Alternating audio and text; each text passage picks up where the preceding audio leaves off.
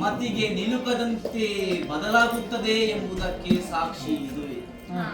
ನಾವು ಮುಂದಿಡುವಂತಹ ಪ್ರತಿಯೊಂದು ಹೆಜ್ಜೆಯೂ ಕೂಡ ಅವನತಿಯೆಡೆಗೆಯೋ ಅಲ್ಲ ಉನ್ನತಿಯೆಡೆಗೆಯೋ ಎಂಬುದಾಗಿ ಆ ವಿಧಿಯು ನಿರ್ಣಯಿಸುತ್ತದೆ. ಹಾಗೆಂದು ವಿಧಿ ಎಂಬುದು ಎರಡಕ್ಷರದ ಹತಾಶೆಗೆ ಕಾರಣವಾಗಬಾರದು, ವೈಫಲ್ಯಕ್ಕೆ ಕಾರಣವಾಗಬಾರದು. ಛಲದಿಂದ ಮುನ್ನಡೆಯುವುದಕ್ಕೆ ಪ್ರೇರಕವಾಗಬೇಕು, ಬಲವಾಗಬೇಕು. ಅಚಲ ಮನಸ್ಸಿನಿಂದ ಮಾಧವನೆಡೆಗೆ ನಡೆಯುವಂತಹ ಧೃತಿ ಬೇಕು. ಕುಂಬಾರನ ಕೈ ಸೇರಿದಂತಹ ಮಣ್ಣು ಹೇಗೆ ಹದಗೊಳಿಸಲ್ಪಟ್ಟು ತಿರವಿ ಏರಿ ಅಂದ ಆಕಾರಗಳನ್ನು ಪಡೆದು ಕುಲುಮೆಯಲ್ಲಿ ಕಾದು ಬೆಂದು ಹೇಗೆ ಮಡಕೆಯೋ ಕುಡಕೆಯೋ ಆಗಿ ಪರಿವರ್ತನೆಗೊಳ್ಳುತ್ತದೆಯೋ, ಈ ನಮ್ಮ ಜೀವನದಲ್ಲಿಯೂ ಕಷ್ಟ ಸುಖ ಕಾರ್ಪಣ್ಯಗಳನ್ನು ಅನುಭವಿಸಿ ನಮ್ಮ ಮನಸ್ಸನ್ನು ಹಗುರಗೊಳಿಸಿ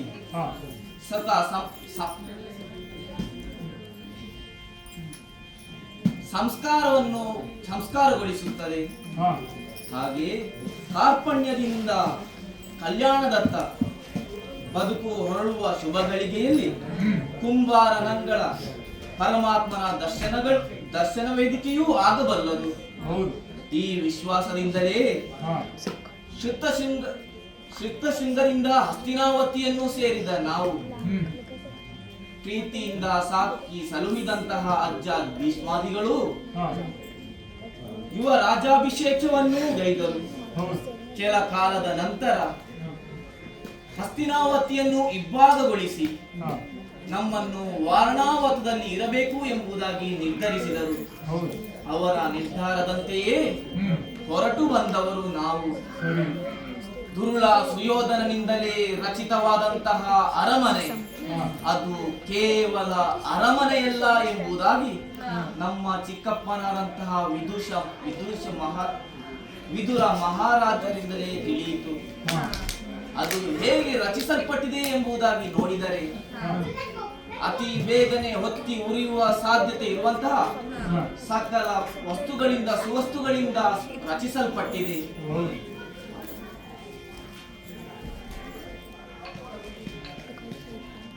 ಈ ಅರಗಿನಾಲಯದಿಂದ ಪಾರುಗೊಳ್ಳಲು ಬೇಕಾಗಿ ವಿದುರ ಮಹಾಶಯರು ಕನಿಕನೆಂಬವನನ್ನೂ ನಮ್ಮೊಂದಿಗೆ ಕಳುಹಿಸಿಕೊಟ್ಟರು. ಅವನ ಮೂಲಕ ಸುರಂಗ ಮಾರ್ಗವೊಂದನ್ನು ರಚಿಸಿಕೊಟ್ಟರು. ಸುಯೋಧನನಿಂದ ನಿಯುಕ್ತಿಗೊಂಡಂತಹ ರೋಚನನು ಅರಮನೆಗೆ ಬೆಂಕಿಕ್ಕುವ ಕಾಲಕ್ಕೆ ಭೀಮಸೇನನೇ ನಮ್ಮನ್ನೆಲ್ಲ ರಕ್ಷಿಸಿ ಹೊಡೆದು ಅರಗಿನಾಲಯಕ್ಕೆ ಬೆಂಕಿ ಇಟ್ಟನು. ಈ ಕ್ಷಣದಲ್ಲಿ ಪುರೋಚನನೇ ಅಲ್ಲಿ ದಹಿಸಿ ಹೋದನು. ಅಲ್ಲಿಂದ ಪಾರುಗೊಂಡು ಮುಂದೆ ಬಂದಂತಹ ನಾವು ಬಂದು ತಲುಪಿದಂತಹ ಸ್ಥಳ ಅರಣ್ಯ ಪ್ರದೇಶ. ಎಲ್ಲಿ ನೋಡಿದರತ್ತ ಕಾಡು ಕತ್ತಲೆ, ಒಂದಿಂಚು ಮುಂದೆ ನಡೆಯುವುದಕ್ಕೂ ಆಗುವುದಿಲ್ಲ. ಕಲ್ಲು ಮುಳ್ಳುಗಳಿಂದ ಕೂಡಿದಂತಹ ಈ ದಾರಿಯನ್ನು ಮುಂದೆ ನಡೆಯುವಾಗ ನಮ್ಮ ಬಟ್ಟೆ ವಸ್ತ್ರಗಳೆಲ್ಲ ರಕ್ತ ಸಿಕ್ತವಾಗಿದೆ. ಒಂದಿಂಚು ಕಾಲು ಮುಂದೆ ನಡೆಯುವುದಕ್ಕೆ ಸಾಧ್ಯವಿಲ್ಲ. ಅಮ್ಮ, ನಿಧಾನ ನಿಧಾನ, ನೀನು ನಡೆಯಬಲ್ಲ ತಾನೆ? ಮಕ್ಕಳೇ, ಸಾಯಲಿ ಸದೆಂಬನು ತಂದು ಉರಿಯ ಮನೆಯಲ್ಲಿ ಸಾಯಲಿ ಸದೆಂಬನು ತಂದು ಹೊರಳ ಕೊಯ್ದನ ಭೀಮನೆಂದ ಕುಂತಿ ಕೊರಳ ಕೊಯ್ದನ ಭೀಮನೆಂದಳ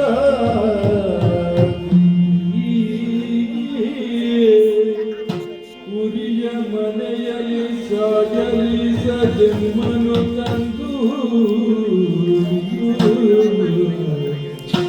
ಉರಿಯ ಮನೆಯಲ್ಲಿ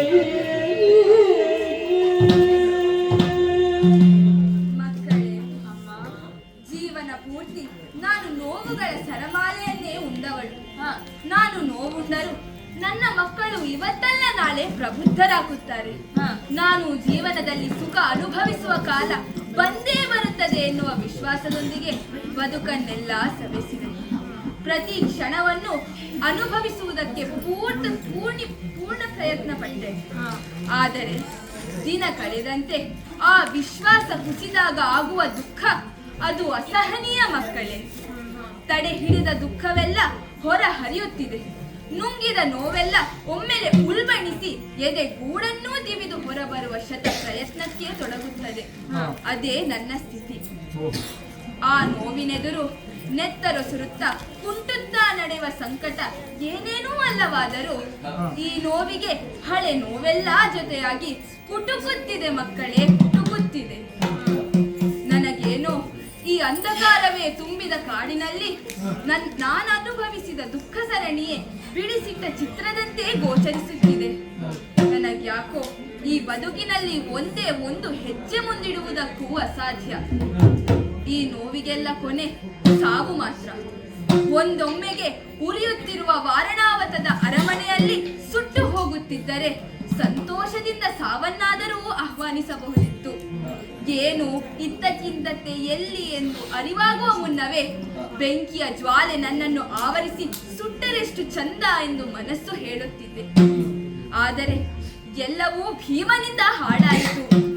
ಹೊರ ಬಂದು ಕೊರಳ ಕೊಯ್ದ, ಬೆಂಕಿಯಿಂದ ಬಾಣಲೆಗೆ ಬಿದ್ದ ಸ್ಥಿತಿ.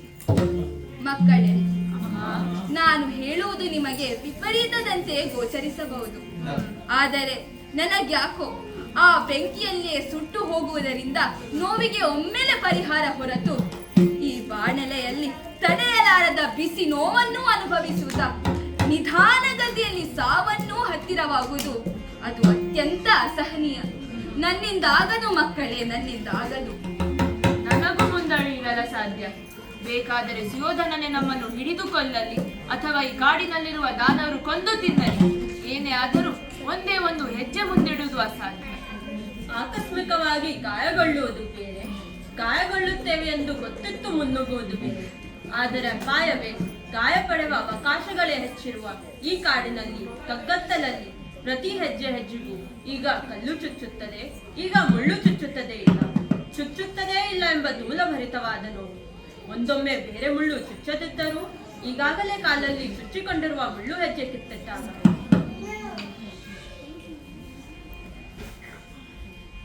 ಮತ್ತಷ್ಟು ಒಳಹೊಕ್ಕು ಹಿಂಡಿ ಹಿಪ್ಪೆ ಕೊಳಿಸುವ ಭರಿಸಲ ಸಾಧ್ಯದ ನೋವು. ಮನಸ್ಸನ್ನು ಎಷ್ಟು ಗಟ್ಟಿ ಮಾಡಿಕೊಂಡರೂ ಈ ಕತ್ತಲೆಯಲ್ಲಿ ನಡೆಯುವುದು ಅಸಾಧ್ಯ. ಹೌದು, ಹೆಜ್ಜೆ ತಡವರಿಸುತ್ತಿದೆ. ಒಂದು ಹೆಜ್ಜೆ ಮುಂದೆ ಇಡುವುದಕ್ಕೂ ಸಾಧ್ಯವಿಲ್ಲ. ಕಾಲೆತ್ತಿದರೆ ಎಲ್ಲಿ ಬಿದ್ದು ಬಿಡುತ್ತೇನೋ ಎಂಬಂತಹ ಭಯ. ಕಾಲೇನು ಈ ಕಾಲವೇ ಕೈಕೊಟ್ಟು ಹೋಗಿದೆ. ಪಾದ ಒಡೆದು ರಕ್ತ ಸೋರುತ್ತಾ ಉಂಟು. ಒಂದು ಹೆಜ್ಜೆ ಮುಂದೆ ಇಡಲು ಸಾಧ್ಯವಾಗುತ್ತಾ ಇಲ್ಲ. ನನ್ನ ತಮ್ಮಂದಿರ ಪರಿಸ್ಥಿತಿಯನ್ನು ಕಂಡಾಗ ನನಗೆ ಬೇಸರವಾಗುತ್ತಾ ಇದೆ. ನಮಗೆ ಮುಂದೇನು ಗತಿ? ಏನು ಮಾಡೋಣ, ಏನು ಮಾಡೋಣ? ಸಾಧು ಸಾಧನೆಯನ್ನು ಹೆಕ್ಕಲ ಬೇಕೆ ಹೋಗಿರೆಂದರು.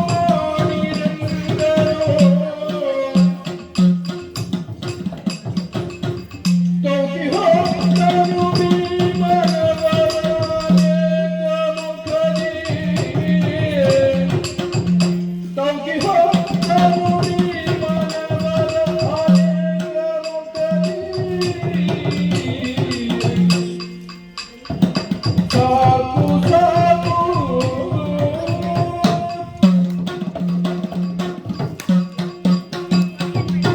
ಅಣ್ಣ ಧರ್ಮಜ, ಭೀಮಸೇನ, ಅಮ್ಮ ಮಗನೇ, ಅರ್ಜುನ ನಕುಲ ಸಹದೇವರೇ, ಅಣ್ಣ, ನಿಮ್ಮ ದುಃಖವನ್ನು ದುಮ್ಮಾನವನ್ನು ನಾನು ಅರಿತಿದ್ದೇನೆ. ಹ, ಏನು ಮಾಡೋಣ ಹೇಳಿ. ಹ, ಹೊರಗಿನ ಮನೆಯಿಂದ ನಿಮ್ಮನ್ನು ಹೊತ್ತು ಇಲ್ಲಿಯ ತನಕ ತಂದೆ. ಹೌದು. ಉದ್ದೇಶ ಒಂದೇ, ಹ, ಬದುಕಬೇಕು, ಮುಂದೊಂದು ದಿನ ನಾವು ಸಾಧಿಸಬೇಕು ಹ, ಎಂಬಂತಹ ಉದ್ದೇಶವನ್ನಿಟ್ಟುಕೊಂಡು ಇಲ್ಲಿಯ ತನಕ ತಂದೆ. ಹೌದು. ಆದರೆ ನೀವು ಆಡುತ್ತಿರುವುದೇನು? ಮುಂದೆ ಹೆಜ್ಜೆ ಇಡಲಾಗುವುದಿಲ್ಲ. ಹೌದಪ್ಪ, ಅನುಭವಿಸಿದ ಭವನಗಳೆಲ್ಲ ನೆನಪಾಗುತ್ತಾ ಹ, ಈ ರೀತಿ ನಿಮಗೆ ದುಃಖ ದುಮ್ಮಾನಗಳು ಬಂದಿರಬಹುದು. ಆದರೆ ಏನು ಮಾಡೋಣ? ಏನು?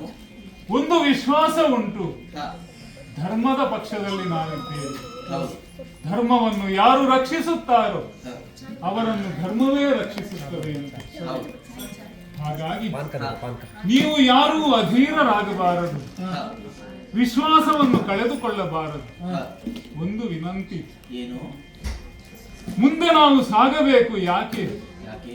ಅಣ್ಣ, ಹ, ಪಾಂಡು ಚಕ್ರವರ್ತಿಯ ಹಿರಿಯ ಮಗ ನೀವು. ಹೌದು. ಮುಂದೊಂದು ದಿನ ಹ, ಹಸ್ತಿನಾವತಿಯ ರಾಜನಾಗಬೇಕಾದವ. ಹ, ಯುವರಾಜ್ಯ ಪಟ್ಟಾಭಿಷೇಕವನ್ನು ನಿನಗೆ ಮಾಡಿಸಿದ್ದೇ ಉದ್ದೇಶಪೂರ್ವಕವಾಗಿ ಅಲ್ವೇ? ಹೌದು. ಇಲ್ಲದಿದ್ದರೆ ಹ, ಭೀಷ್ಮಾದಿಗಳು ನಿನ್ನನ್ನು ಯುವರಾಜನಾಗಿ ಯಾಕೆ ನಿಯೋಜಿಸುತ್ತಾ ಇದ್ದರು? ಹೌದು. ಯಾಕೆ ಅಂದ್ರೆ ನಿಜವಾದಂತಹ ಹಕ್ಕುದಾರ ನೀನು. ಹೌದು, ಹೌದು. ನೀತಿಬದ್ಧವಾಗಿಯೂ ನ್ಯಾಯಬದ್ಧವಾಗಿಯೂ ಧರ್ಮಬದ್ಧವಾಗಿಯೂ ಮತ್ತು ಚಂದ್ರವಂಶದವರು ಈ ತನಕ ಅನುಸರಿಸಿಕೊಂಡು ಬಂದಂತಹ ನಿಯಮದ ಪ್ರಕಾರ ಹ, ನೀನೇ ಆ ಸ್ಥಾನಕ್ಕೆ ಹಕ್ಕುದಾರನಾಗಿದ್ದೀಯ. ದುರ್ಯೋಧನ ಅವನ ಕೂಟದಲ್ಲಿ ಭಾಷಣ ಬಿಗಿಯಬಹುದು, ಹ, ಆದರೆ ಸಾಧಿಸುವುದಕ್ಕೆ ಅವನಲ್ಲಿ ಏನೂ ವಿಚಾರ ಇಲ್ಲ. ಹ, ಅದಕ್ಕಾಗಿಯೇ ಆತ ತಂತ್ರವನ್ನು ಕುಟಿಲತೆಯನ್ನು ಪ್ರಯೋಗಿಸುವುದರ ಮೂಲಕ ನಮ್ಮ ನಾಶಕ್ಕೆ ಯತ್ನಿಸುತ್ತಾ ಇದ್ದಾನೆ. ಹೌದು. ಹಾಗಾದರೆ ಅವನು ನಾಶಕ್ಕಾಗಿ ಯತ್ನಿಸುತ್ತಿರುವಾಗ ಹ, ನಿಜವಾದಂತಹ ಹಕ್ಕುದಾರರಾದಂತಹ ನಾವು ಸಾಯುವುದಕ್ಕೆ ಆಲೋಚಿಸುವುದು ಅಪರಾಧ ಅಲ್ವೇ? ಹೌದು. ಆದ್ದರಿಂದ ಹೇಳ್ತಾ ಇದ್ದೇನೆ, ಏನು? ಅಣ್ಣ, ಅಮ್ಮ, ಯಾರೂ ಈ ರೀತಿಯಾಗಿ ಯೋಚಿಸಬೇಡಿ. ಹ, ಅಮ್ಮ, ಮಗನೇ, ಹೇಳಿದೆಯಲ್ಲ, ಉರಿಯ ಮನೆಯಲ್ಲಿ ಸಾಯಲೀಸದೆ ಇಲ್ಲಿಗೆ ತಂದು ಭೀಮ ತನ್ನ ಕೊರಳ ಕೊಯ್ದನು. ಹೌದಮ್ಮ, ನಿನ್ನ ಮನದ ದುಗುಡವನ್ನು ನಾನು ಅರಿತವನೇ ಇದ್ದೇನೆ. ಒಂದು ಕಾಲದಲ್ಲಿ ಪಾಂಡು ಚಕ್ರವರ್ತಿಯ ಪತ್ನಿಯಾಗಿ ಹ, ಈ ಭೂಮಂಡಲದ ಚಕ್ರವರ್ತಿನಿಯಾಗಿ ನೀನು ಮೆರೆದವಳು. ಆದರೆ ಏನು ಮಾಡೋಣ, ವಿಧಿಯ ಆಟವೇ ಬೇರೆಯಾಗಿತ್ತು. ತಂದೆಯನ್ನು ನಾವು ಕಳೆದುಕೊಂಡೆವು. ಹುಟ್ಟಿದ ಕಾಲಕ್ಕೆ ಬಹುಶಃ ನಿನ್ನ ಹಳೆಯ ಸೆರಗನ್ನೇ ಉಯ್ಯಾಲೆಯನ್ನಾಗಿಸಿ ನಮ್ಮನ್ನು ತೂಗಿದವಳು ನೀನು. ಮರದಡಿಯಲ್ಲೇ ನಮ್ಮ ಜನನವಾಗಿದೆ. ಈಗ ಮಂದು ನಿಂತದ್ದು ನಾವು ಮರದಡಿಯಲ್ಲೇ ಅಲ್ವೇ ಅಮ್ಮ? ಹಾಗೆ ಇಲ್ಲಿಯೇ ನಾವು ಪ್ರಾಣವನ್ನು ಕಳೆದುಕೊಂಡೆವು ಎಂದಾದರೆ ನಮ್ಮ ಜೀವನದ ಉದ್ದೇಶವಾದರೂ ಏನು? ಅಮ್ಮ, ಮಗನೇ, ನೀನು ಹತಾಶೆಯನ್ನು ಹೊಂದಬಾರದು. ಹಾ, ಇದು 10 ತಿಂಗಳು ನಮ್ಮನ್ನು ನಿನ್ನ ಹೊಟ್ಟೆಯಲ್ಲಿ ಹೊಟ್ಟಿದ್ದಿ. ಚಿಂತಿಸಬೇಡ ಅಮ್ಮ, ಹಾ, ನನ್ನ ಹೆಗಲು ಇಂದು ದಷ್ಟಪುಷ್ಟವಾಗಿ ಬೆಳೆದಿದೆ. ಹಾ. ನಿನ್ನನ್ನು ಹೊತ್ತುಕೊಳ್ಳುವುದಕ್ಕೆ ನಾನು ಸಂಪೂರ್ಣವಾಗಿ ಶಕ್ತನಾಗಿದ್ದೇನೆ. ಈ ಕಾಲದಲ್ಲಿ ನಾವು ಇಲ್ಲಿಯೇ ನಿತ್ಯವೂ ಎಂದಾದರೆ ಅದು ಅರಗಿನಾಲಯ ಹೊತ್ತಿ ಉರಿದು ಹೊತ್ತೇನು ಹೆಚ್ಚು ಆಗಲಿಲ್ಲ. ಊರವರೆಲ್ಲರೂ ಈಗಾಗಲೇ ಆ ಅಗ್ನಿಯನ್ನು ನಂದಿಸಿದ್ದಾರೋ ಏನು. ಒಂದು ವೇಳೆ ನಂದಿಸಿದ ಕಾಲಕ್ಕೆ ಅಲ್ಲಿ ಪ್ರಾಣವನ್ನು ತ್ಯಜಿಸಿದಂತಹ ಆ ಭಿಕ್ಷುಕಿ ಮತ್ತು 5 ಮಂದಿ ಗಂಡು ಮಕ್ಕಳು ಪಾಂಡವರಲ್ಲ ಎಂಬುದಾಗಿ ತಿಳಿದರೆ ದುರ್ಯೋಧನನ ದೇಹಿನ ಚರರೂ ನಮ್ಮನ್ನು ಬಿಡುವುದಕ್ಕಿಲ್ಲ. ಮಾತ್ರವಲ್ಲ, ಆ ಬಿಲದ್ವಾರವನ್ನು ಅವರು ನೋಡಿದರು ಎಂದಾದರೆ ಆ ದ್ವಾರದ ಮುಖಾಂತರವಾಗಿಯೇ ನಮ್ಮನ್ನು ಹುಡುಕಿಕೊಂಡು ಇಲ್ಲಿಗೆ ಬಂದರು. ಇದು ಬಹಳವಾದಂತಹ ಅಪಾಯದ ಸ್ಥಳ. ಈಗ ನಾವು ಅಶಕ್ತರಾಗಿದ್ದೇವೆ, ನಮ್ಮಲ್ಲಿ ಬಲವಿಲ್ಲ. ಆ ಕಾರಣದಿಂದ ಇಲ್ಲಿ ಉಳಿಯುವುದು ಸರ್ವಥಾ ಯೋಗ್ಯವಲ್ಲ. ಬದುಕಬೇಕೆಂದಾದರೆ ಇದೋ ಅಮ್ಮ, ಮಗನೇ. ನನ್ನ ಕೊರಳನ್ನು ಏರಿಕೋ. ಹಾ. ಅಣ್ಣ ಧರ್ಮಜ, ಅಮ್ಮ, ತಮ್ಮ ಅರ್ಜುನ, ಅಮ್ಮ, ಇದೋ ನೀಳವಾದಂತಹ ಬಾಹುಗಳಿವೆ. ಹಾ, ಈ ಬಾಹುಗಳನ್ನು ನೀವು ಏರಿಕೊಳ್ಳಿರಿ. ಹಾಗೆ. ಯಮಳರಾದಂತಹ ನಕುಲ ಸಹದೇವರು ಅಣ್ಣದೇವ, ನನ್ನ ಕಂಕುಳನ್ನು ಏರಿಕೊಳ್ಳಿ. ಹಾ, ಇದು ನಿಮ್ಮನ್ನು ಹೊತ್ತುಕೊಂಡು ಮುಂದೆ ಸಾಗುತ್ತೇನೆ, ಮುಂದೆ ಸಾಗುತ್ತೇನೆ.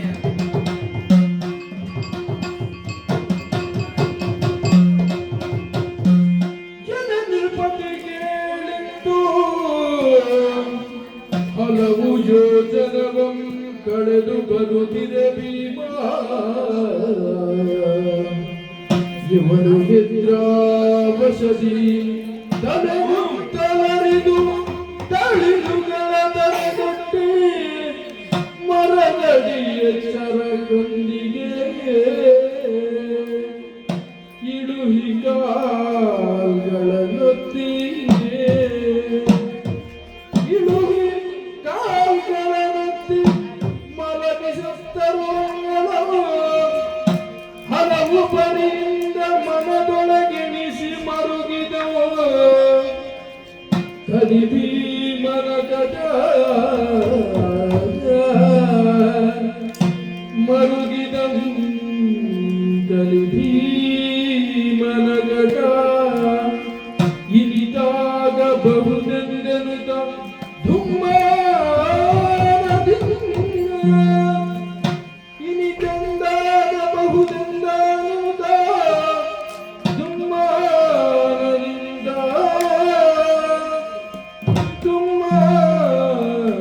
ಧುಮ್ಮಾನದಿಂದ ಸುರಿವಷ್ಟು ಜಲವ ಮುಂದರಗಿ ನಿಂದೊರೆಸಿ ಕೊಂಡುರೆ ಶೋಕದಲ್ಲಿ ಭೀಮನು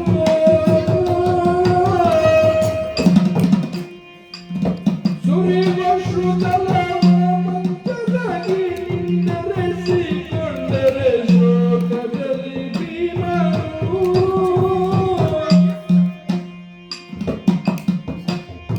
ಹರ ಹರ ಶಶಿ ವಂಶಧರ ಸುಗರ್ಗಿ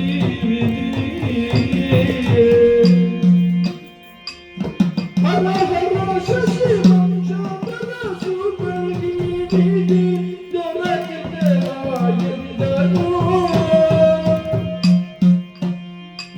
ಹರ ಹರ ಶಶಿ ವಂಶಧರ ಸುಗರ್ಗಿ ದೊರಕಿದೆ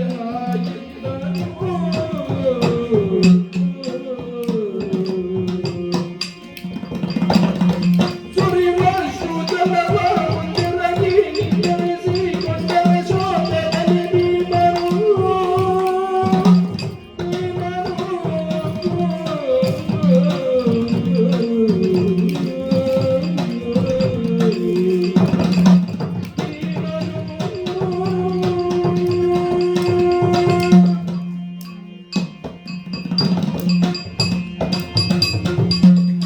ಎಲ್ಲರನ್ನೂ ಹೊತ್ತುಕೊಂಡು ಬಹುದೂರ ಸಾಗಿ ಬಂದೆ. ಬಹುದೂರ, ಹಲವು ಯೋಜನೆಗಳು ಹಿಂದೆ ಸರಿದವು.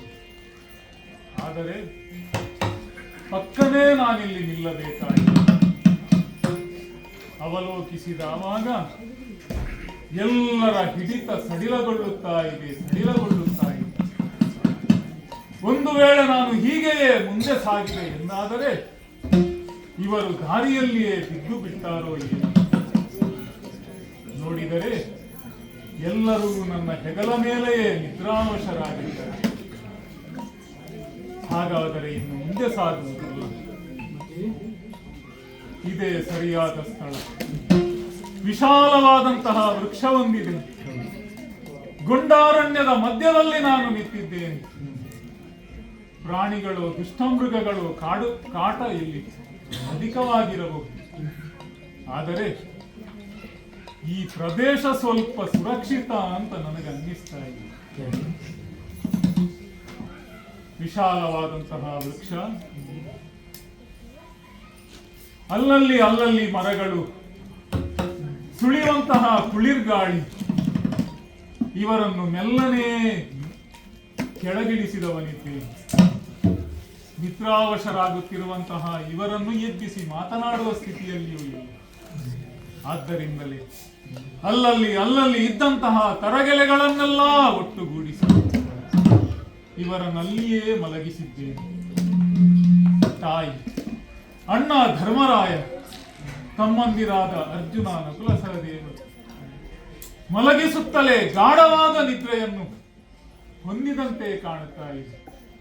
ಇನ್ನು ಬಹುಶಃ ಎಬ್ಬಿಸಿದರೂ ಇವರು ಏಳುವಂತಹ ಸ್ಥಿತಿಯಲ್ಲಿ ಇವರ ಕಾಲನ್ನು ಒತ್ತಿ ಇವರಿಗಾದಂತಹ ಗಾಯವನ್ನೆಲ್ಲ ಗಾಳಿ ಹಾಕಿ ಶಮನಿಸುವುದಕ್ಕೆ ಪ್ರಯತ್ನಿಸುತ್ತಾ ಇದ್ದೇನೆ. ಹೌದು, ನಿದ್ರಾವಶರಾಗುವುದಕ್ಕೂ ಕಾರಣ ಇದೆ.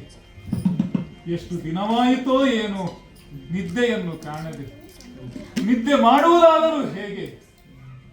ದುರ್ಯೋಧನ ಕಟ್ಟಿಕೊಟ್ಟಂತಹ ಲಾಕ್ಷಾಗೃಹ ಬೆಂಕಿ ಖಂಡಿತು ಎಂದಾದರೆ ಹೊತ್ತಿ ಉರಿಯುವಂತಹ ಆ ಭವನದಲ್ಲಿ ನಿದ್ರಿಸುವ ಬಗೆಯಾದರೂ ಹೇಗೆ? ಯಾವ ಕಾಲದಲ್ಲಿ ಮೃತ್ಯುವಶವಾಗುತ್ತೇವೆಯೋ ಎಂಬ ಭಯದಿಂದಲೇ ವರ್ಷಗಳ ಕಾಲ ಬದುಕಿದೆ. ಹೊರಡುವ ಕಾಲಕ್ಕೆ ಅಣ್ಣನಾದಂತಹ ಧರ್ಮಜನಿಗೆ ಚಿಕ್ಕಪ್ಪ ವಿದುರ ಮ್ಲೇಚ್ಛ ಭಾಷೆಯಲ್ಲಿ ಏನೋ ಹೇಳಿದ. ಹಸ್ತಿನಾವತಿಯಲ್ಲಿ ಇಬ್ಬರನ್ನು ಬಿಟ್ಟರೆ ಆ ಭಾಷೆ ಯಾರಿಗೂ ಅರ್ಥವಾಗುವುದಿಲ್ಲ. ಈ ಪುಣ್ಯಾತ್ಮ ಅದು ಏನನ್ನು ಕೇಳಿದ್ದಾನೆ ಎಂಬುದಾಗಿ ಹೇಳುತ್ತಿದ್ದರು.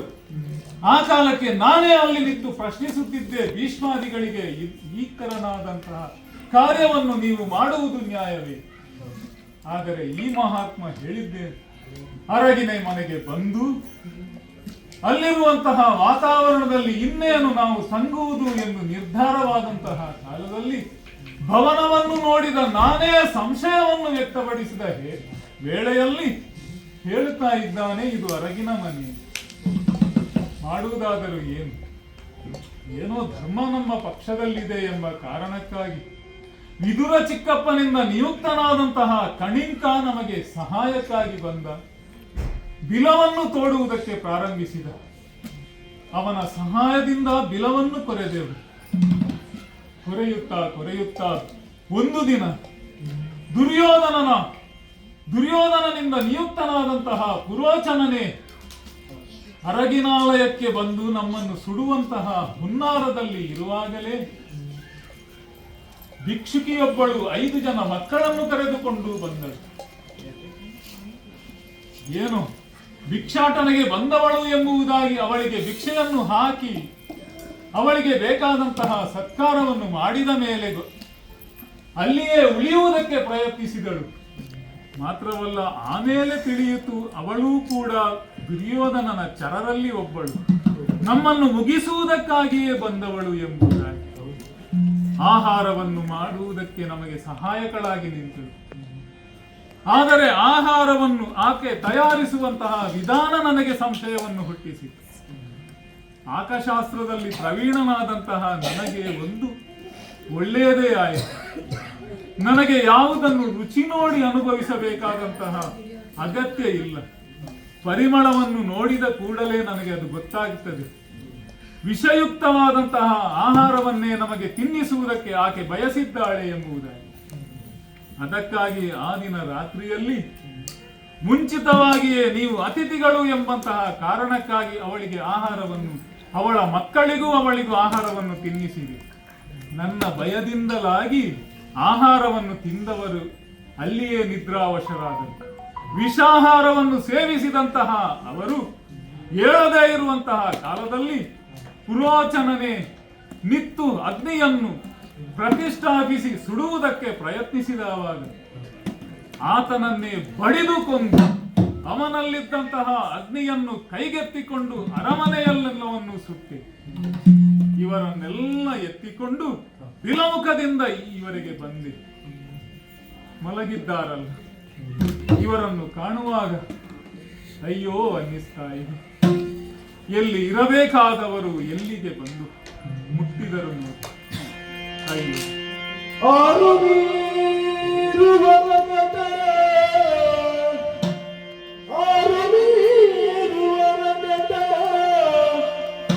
ಪ್ರಾಪ್ತಿಯ ವಿಧಿ ವಾರಿಜಾಕ್ಷರಿಗರಿದು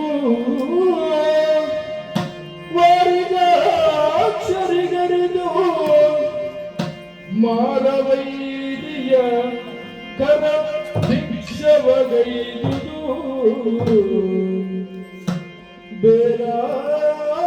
ಬೇರಾರನುಳಿಸುವುದು ಬೇರಾರನುಳಿಸುವುದು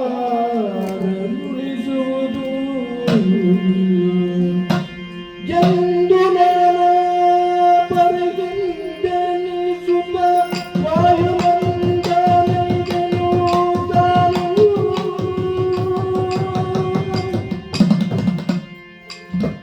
ಎಂದು ನಾನು ಪರಿಗಣಿಸುತ್ತ ವಾಯುಮಂಡಲದನು ತಾನು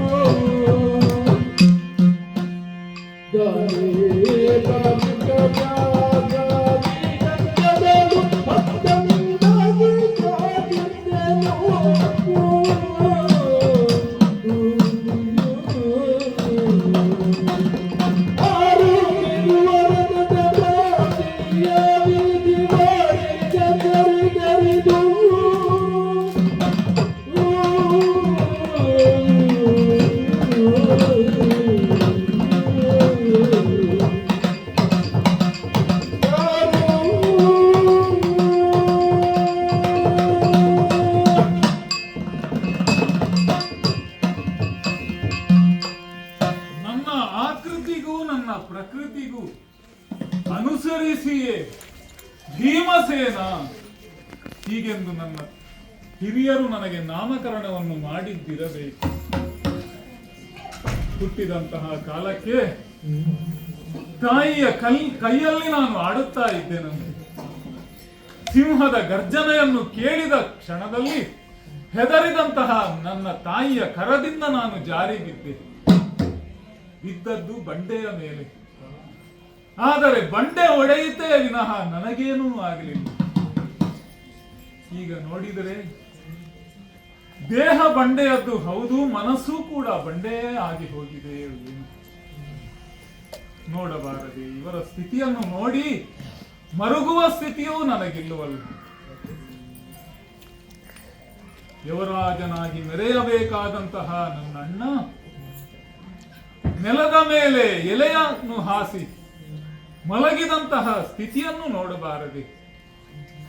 ಧರ್ಮದಲ್ಲಿಯೇ ನಡೆಯುವ, ಧರ್ಮದಲ್ಲಿಯೇ ಶ್ರದ್ಧೆಯನ್ನು ಹೊಂದಿದಂತಹ ಈತನಿಗೂ ಈ ಸ್ಥಿತಿಯೇ. ನನ್ನ ತಮ್ಮನಾದಂತಹ ಅರ್ಜುನ ಎಂತಹ ಪರಾಕ್ರಮಿ. ಗುರುದಕ್ಷಿಣೆಯನ್ನು ನೀಡುವಂತಹ ಕಾಲಕ್ಕೆ ಗುರುಸೇನೆಯ 3 ಅಕ್ಷೋಹಿಣಿ ಸೇನೆ ದ್ರುಪದ ರಾಜ್ಯಕ್ಕೆ ಮುತ್ತಿಗೆ ಹಾಕಿದವಾಗ ಸೋತು ಓಡಿ ಬಂದಂತಹ ಕೌರವರು ಕೇವಲ ನಾವು 5 ಮಂದಿ ಮಾತ್ರ ದ್ರುಪದ ರಾಜಧಾನಿಗೆ ಹೋಗಿ ಆತನ 3 ಅಕ್ಷೋಹಿಣಿ ಸೇನೆಯನ್ನು ಬಡಿದು ಈ ಅರ್ಜುನ ಆ ದ್ರುಪದನನ್ನು ಕಟ್ಟಿ ಬಾರದ ಮೀಸೆಗೆ ಕೈ ಒಡ್ಡಿದವನು. ಅಂತಹ ಪರಾಕ್ರಮಿ ಎನಿಸಿದಂತಹ ಅರ್ಜುನನಿಗೂ ಈ ಸ್ಥಿತಿ. ಅಯ್ಯೋ, ನನ್ನ ತಮ್ಮಂದಿರಾದಂತಹ ಯಮಳರು ಯಾವ ಕಷ್ಟವನ್ನೂ ಅನುಭವಿಸಿದವರಲ್ಲ, ಯಾವ ಕಷ್ಟವನ್ನು ಕಂಡವರಲ್ಲ.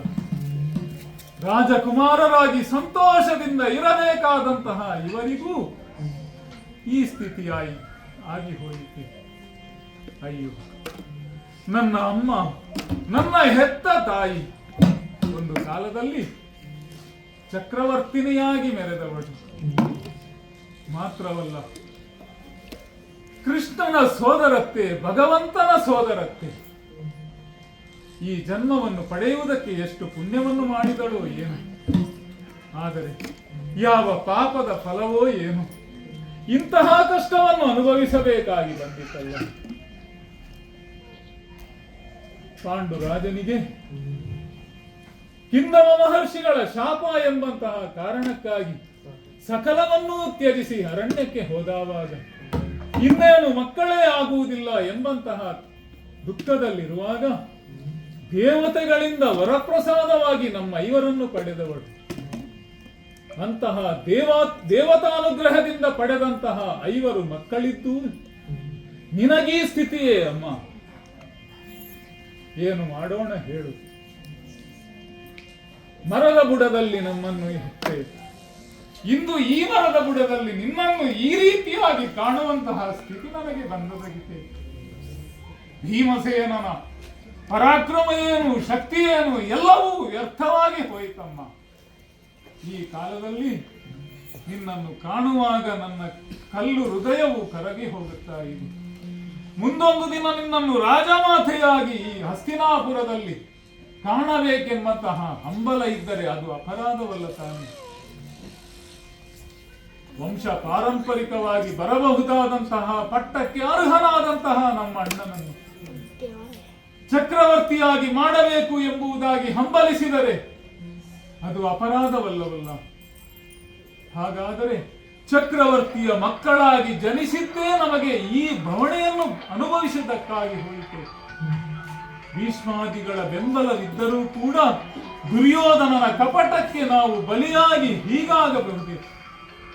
ಹಾಗಾದರೆ ಇದಕ್ಕೆ ಕಾರಣ ಏನು, ಏನು ಕಾರಣ ಎಂಬುದಾಗಿ ಆಲೋಚಿಸಿದರೆ ವಿಧಿಯಲ್ಲದೆ ಮತ್ತೇನೂ ಅಲ್ಲ. ನಮ್ಮ ಹಣೆಯಲ್ಲಿ ವಿಧಿ ಏನನ್ನು ಬರೆದಿದ್ದಾನೋ ಯಾರಿಗೆ ಗೊತ್ತು. ಎಂತೆಂತಹ ಮನುಷ್ಯರನ್ನೂ ಬಿಡಲಿಲ್ಲ. ಅವತಾರ ಪುರುಷನಾದಂತಹ ಶ್ರೀರಾಮಚಂದ್ರನೂ ಕೂಡ ಕಾಡು ಮೇಡುಗಳಲ್ಲಿ ಅಲೆಯುವಂತೆ ಆ ವಿಧಿ ಮಾಡಿದ್ದಾನೆ ಎಂದಾದರೆ ಸಾಮಾನ್ಯರಾದಂತಹ ನಮ್ಮ ಸ್ಥಿತಿಯಾದರೂ ಏನು. ಪತಿವ್ರತೆಯಾದಂತಹ ಸೀತಾಮಾತೆಯೂ ಕೂಡ ಆ ದುಷ್ಟ ರಾವಣನ ಬಂಧನದಲ್ಲಿ 1 ವರ್ಷ ಕಾಲ ಇರಬೇಕಾಯಿತು. ಮಾತ್ರವಲ್ಲ, ದೇವನೆನಿಸಿದಂತಹ ಮಹಾದೇವನು ಕೂಡ ಕಪಾಲವನ್ನು ಹಿಡಿದು ಭಿಕ್ಷೆಯನ್ನು ಬೇಡಿ ಜೀವನ ಸಾಗಿಸಬೇಕಾದಂತಹ ಸ್ಥಿತಿ ಬಂದಿರಲಿತ್ತು. ನಮ್ಮ ಕಷ್ಟವನ್ನು ನಾವು ಹೇಳಿಕೊಳ್ಳುವಾಗ ನಮಗಿಂತಲೂ ಕೆಳಮಟ್ಟದಲ್ಲಿ ಕಷ್ಟವನ್ನು ಅನುಭವಿಸುತ್ತಿರುವವರನ್ನು ನೋಡಿಯಾದರೂ ನಾವು ಸಮಾಧಾನ ಪಟ್ಟುಕೊಳ್ಳಬೇಕಂತೆ. ಇಂತಹ ಉನ್ನತ ಸ್ಥಾನದಲ್ಲಿರುವವರೇ ಕಷ್ಟವನ್ನು ಅನುಭವಿಸಿದರು ಎಂದಾದರೆ ನಮ್ಮ ಕಷ್ಟಕ್ಕೆ ಯಾರು ಹೊಣೆ?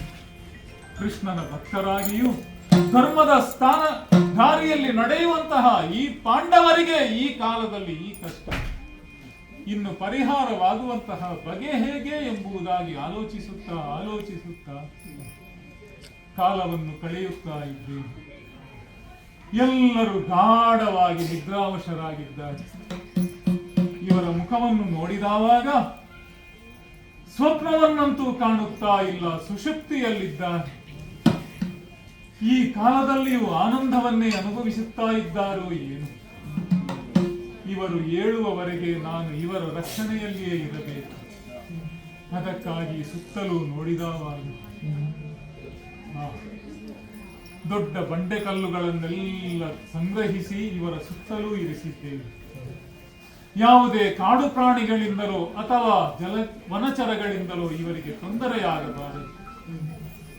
ಇನ್ನೇನು ಸೂರ್ಯೋದಯವಾಗುವುದಕ್ಕೆ ಕೆಲ ಗಳಿಗೆ ಇರುವಾಗ ಇವರಾಗಿಯೇ ಎದ್ದು ತಮ್ಮದಾದಂತಹ ನಿತ್ಯ ವಿಧಿಗಳನ್ನು ಪೂರೈಸಿ ಸಂತೋಷದಿಂದ ನನ್ನ ಮುಖವನ್ನೊಮ್ಮೆ ನೋಡಬೇಕು ಎಂಬುದು ನನ್ನ ಆಶಯ. ಆದ್ದರಿಂದ ಈಗ ನೋಡಿದರೆ ಸ್ವಲ್ಪ ಸುತ್ತಮುತ್ತ ನೋಡುವುದಕ್ಕೆ ಸ್ವಲ್ಪ ಅವಕಾಶ ಇದೆ ಅಂತ ಕಾಣಿಸ್ತದೆ. ಆದ್ದರಿಂದ ಅವರನ್ನಲ್ಲಿಯೇ ಮಲಗಿಕೊಟ್ಟು ಯಾವುದೇ ದುಷ್ಟ ಪ್ರಾಣಿಗಳು ಏನೂ ಇಲ್ಲಿಗೆ ಬಾರದಂತೆ ಎಚ್ಚರ ವಹಿಸುತ್ತಾ ಇಲ್ಲಿಯೇ ಎಚ್ಚರದಿಂದ ಇದ್ದು ಬಿಡುತ್ತೇನೆ ಎನ್ನುವುದು ನಾನು.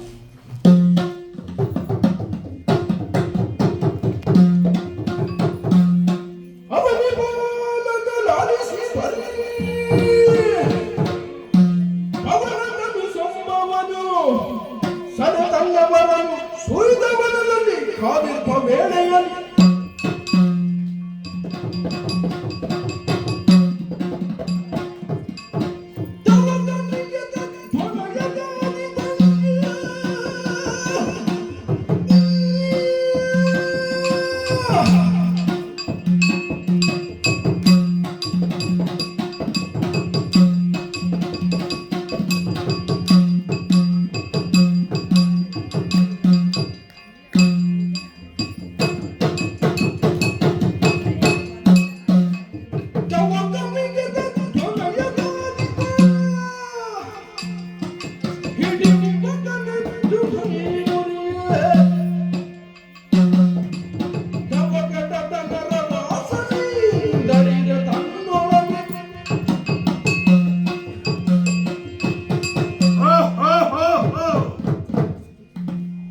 ಪ್ರಪಂಚವೇ ಶಕ್ತಿವಂತರನ್ನು ಆಶ್ರಯಿಸುತ್ತದೆ. ಶಕ್ತಿವಂತರಿಗೆ ಇಲ್ಲಿ ಇರುವುದು. ಬಲಹೀನರಾದವರು ಶಕ್ತಿವಂತರು ಹೇಗೆ ಹೇಳುತ್ತಾರೆ ಹಾಗೆಯೇ ಕೇಳಬೇಕು. ಇಲ್ಲವಾದರೆ ಆ ಬಲಹೀನರು ನಿರ್ನಾಮವಾಗಿ ಬಿಡುತ್ತಾರೆ. ಅದಕ್ಕೆ ಉದಾಹರಣೆ ಅದೆಷ್ಟೋ ಉಂಟು. ಎಲ್ಲವರು ಈಗ ನೋಡಿದ್ದೀರಿ, ಎಲ್ಲರಿಗೂ ಗೊತ್ತುಂಟು ಬಲವಂತರು ಹೇಗೆ ಮೆರೆಯುತ್ತಾ ಇದ್ದಾರೆ. ಅದಕ್ಕೆ ನಿದರ್ಶನ ಈಗ ನಾನೇ ಹಿಡಿಂಬಾಸುರ. ಯಾವುದೋ ವನದಲ್ಲಿ ಇದ್ದವ ನಾನು, ಅಲ್ಲಿಂದ ಇಲ್ಲಿಗೆ ಬಂದೆ. ಹೋಯ್, ಯಾರಾದರೂ ಕಾಡಿಗೆ ಹೆಸರಿಡುದುಂಟು. ಆದರೆ ನಾನು ಇಲ್ಲಿ ಬಂದು ವಾಸಿಸುವುದಕ್ಕೆ ಆರಂಭವಾದ ಮೇಲೆ ಹಿಡಿಂಬಾವನ ಎಂಬ ಹಾಗೆ ಎಲ್ಲವರು ಕರೆಯುತ್ತಾ ಇದ್ದಾರೆ.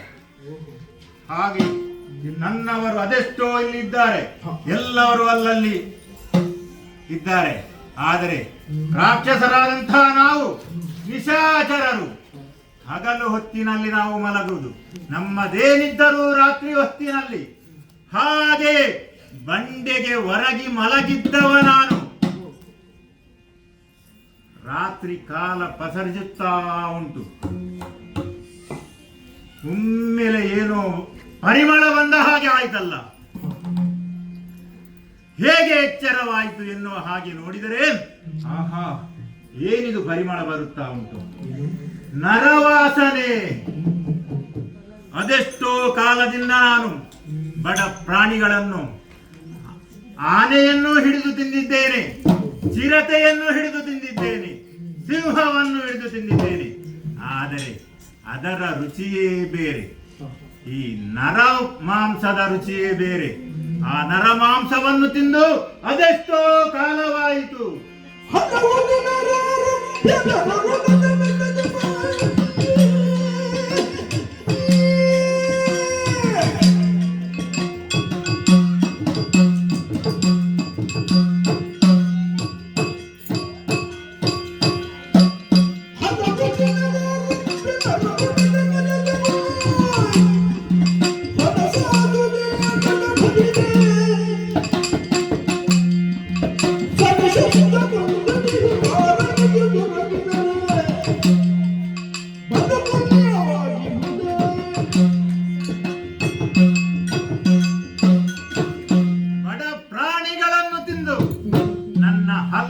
ಪಾಚಿಗಟ್ಟಿದೆ.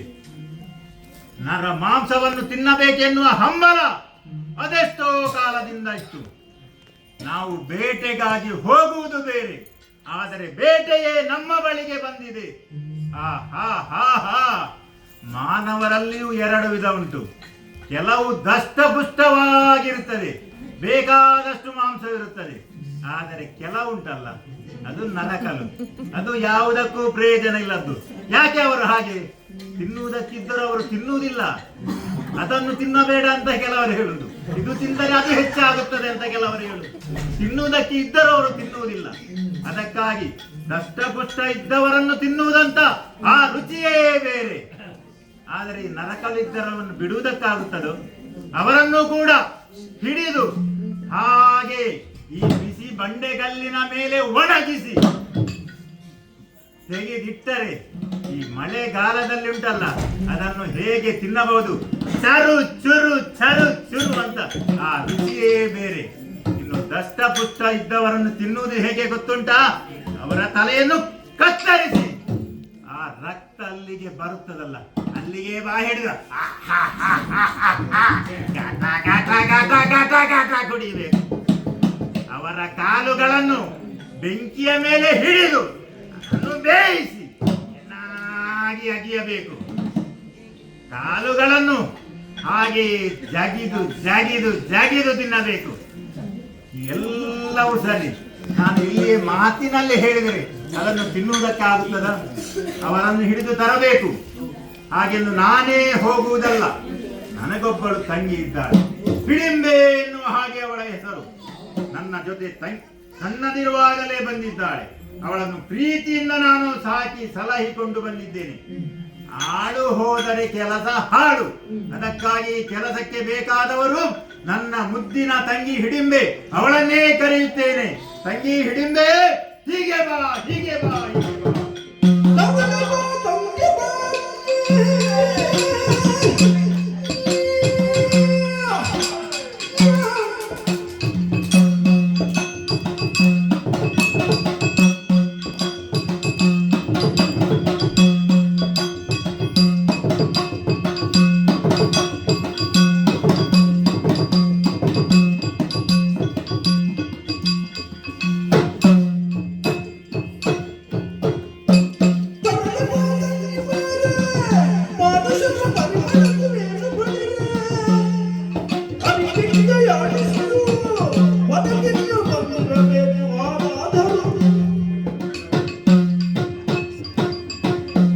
ನನ್ನ ಮುದ್ದಿನ ತಂಗಿ ತರಳೆ, ಬಾ ಬಾ ಬಾ.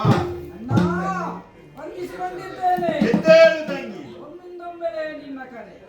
ಬೇರೆಯವರೊಡನೆ ಮಾತನಾಡುವಾಗ ನನ್ನ ಸ್ವರಭಾರವೇ ಬೇರೆ.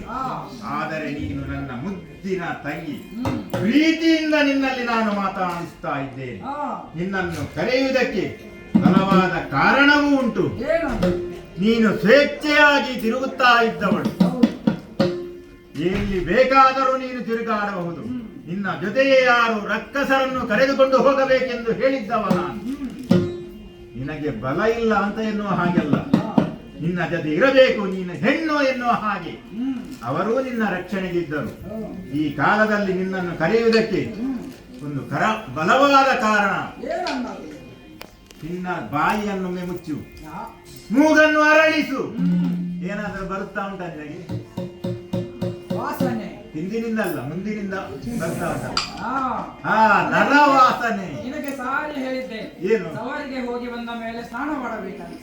ವಾಸನೆ ಬರ್ತಾ ಇದೆಯಾ? ನಿನ್ನನ್ನು ಯಾರು ಹೇಳಿದ್ದು? ಮತ್ತೆ ನೀನು ರಾಕ್ಷಸ ಕುಲಕ್ಕೆ ಹುಟ್ಟಿದ್ದಲ್ಲ, ಮಾನವ ಕುಲಕ್ಕೆ ಹುಟ್ಟಿದ್ದು. ರಾಕ್ಷಸದವರು ಸ್ನಾನ ಮಾಡುವುದಕ್ಕುಂಟೇನು?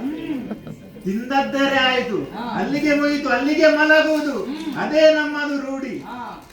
ಈಗ ನೋಡು, 6 ಇದು ವಾಸನೆ. ದೂರದಲ್ಲಿ ಹ. ಮನುಜರ ವಾಸನೆ, ಹ. ಸುಗಂಧ, ಹ. ಪರಿಮಳ ಬರ್ತಾ ಉಂಟು. ಬಾಯಲ್ಲಿ ನೀರು ಬರ್ತಾ ಇದೆಯಲ್ಲ. ಕೇವಲ ಹ. ಪರಿಮಳವನ್ನು ಆಘ್ರಾಣಿಸಿ ಹ. ನಿನಗೆ ಬಾಯಿಯಲ್ಲಿ ನೀರು ಬರುತ್ತಾ ಉಂಟು. ಅದನ್ನು ಹಿಡಿದು ತಂದು ಹ. ಅದನ್ನು ತಿಂದರೆ ಹೇಗೆ ಆಗುತ್ತದೆ? ಹ. ಈಗ ನೀನು ಏನು ಮಾಡಬೇಕು? ಹ. ಏನು ಮಾಡಬೇಕು ಗೊತ್ತುಂಟೆ? ಏನು ಮಾಡಬೇಕು? ಹೋಗು. ಹ. ಆ ಮನುಷ್ಯರು ಎಲ್ಲಿದ್ದಾರೆ ಅವರನ್ನು ಕರೆದುಕೊಂಡು ಬಂದು, ಒಳ್ಳೆಯದಂತ ನಮ್ಮ ಬಾಣಸಿಗಿದ್ದಾರೆ, ಅಲ್ಲಿ ಒಳಗಿದ್ದಾರೆ ನೋಡುವಲ್ಲಿ, ಅವ ಮಾಡಿದ ಅಡುಗೆ ಇವತ್ತು ಬೇಡ. ನೀನು ಇವತ್ತು ಹೋಗಿ ಆ ಮಾನವರನ್ನು ಕರೆದು ತಂದು ನಿನ್ನ ಕೈಯಾರೆ ಅಡುಗೆಯನ್ನು ಸಿದ್ಧಪಡಿಸಿ ನನಗೆ ಇವತ್ತು ಬಡಿಸಬೇಕು. ಹೇಗೆ? ಸರಿ ಸರಿ ನೋಡಪ್ಪಣೆ, ಹೋಗಿ ಬರುತ್ತೇನೆ.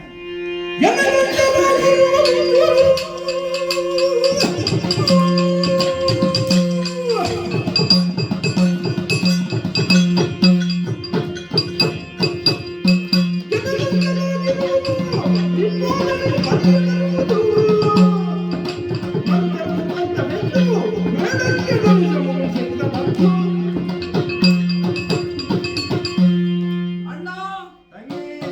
ಈ ವನ ಪ್ರದೇಶಕ್ಕೆ ಬಂದ ಯಾವ ಮನುಜರು ಹ. ಇಷ್ಟರವರೆಗೆ ಹಿಂದಿರುಗಲಿಲ್ಲ. ಹ. ಎಲ್ಲವನ್ನೂ ತಿಂದು ಮುಗಿಸಿದವರು ನಾವಿದ್ದೇವೆ. ಹ. ಹಾಗಾಗಿ ಇದರ ಬಗ್ಗೆ ನೀವು ಚಿಂತೆ ಮಾಡುವ ಪ್ರಮೇಯವೇ ಬೇಡ. ಈಗ- ನಾನೀಗಲೇ ಹೋಗಿ ಆ ಬೇಟೆಯನ್ನು ನಿನಗೆ ತಂದು ಕೊಡುತ್ತೇನೆ. ಬಿಡು ಚಿಂತೆ, ಬಿಡು ಚಿಂತೆ. ಆದೀತು, ಹೋಗಿ ಬಾ, ಶೀಘ್ರವಾಗಿ ಬಾ. ನಿನ್ನ ದಾರಿಯನ್ನೇ ನಾನು ಕಾಯುತ್ತಾ ಇರುತ್ತೇನೆ. ತಡ ಮಾಡಬೇಡ, ಮಾಡಬೇಡ. ಎಂದ ರಾಜಾತೆಗೆ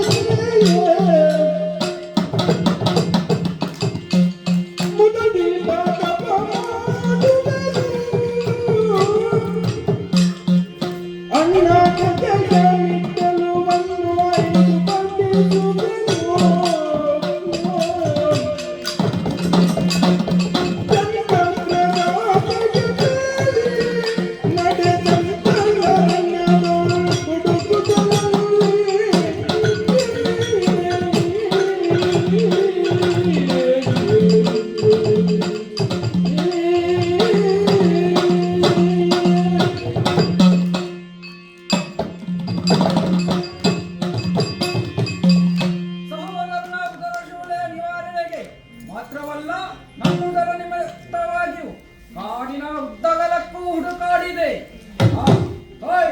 ನಾವು ಎಲ್ಲರಂತಲ್ಲ, ಎಲ್ಲರೂ ಕಣ್ಣಿನಿಂದ ಬೇಟೆಯನ್ನು ಹುಡುಕಿದರೆ ನಾವು ಹುಡುಕುವುದು ಮಾತ್ರ ಮೂಗಿನ ಬಲದಿಂದ.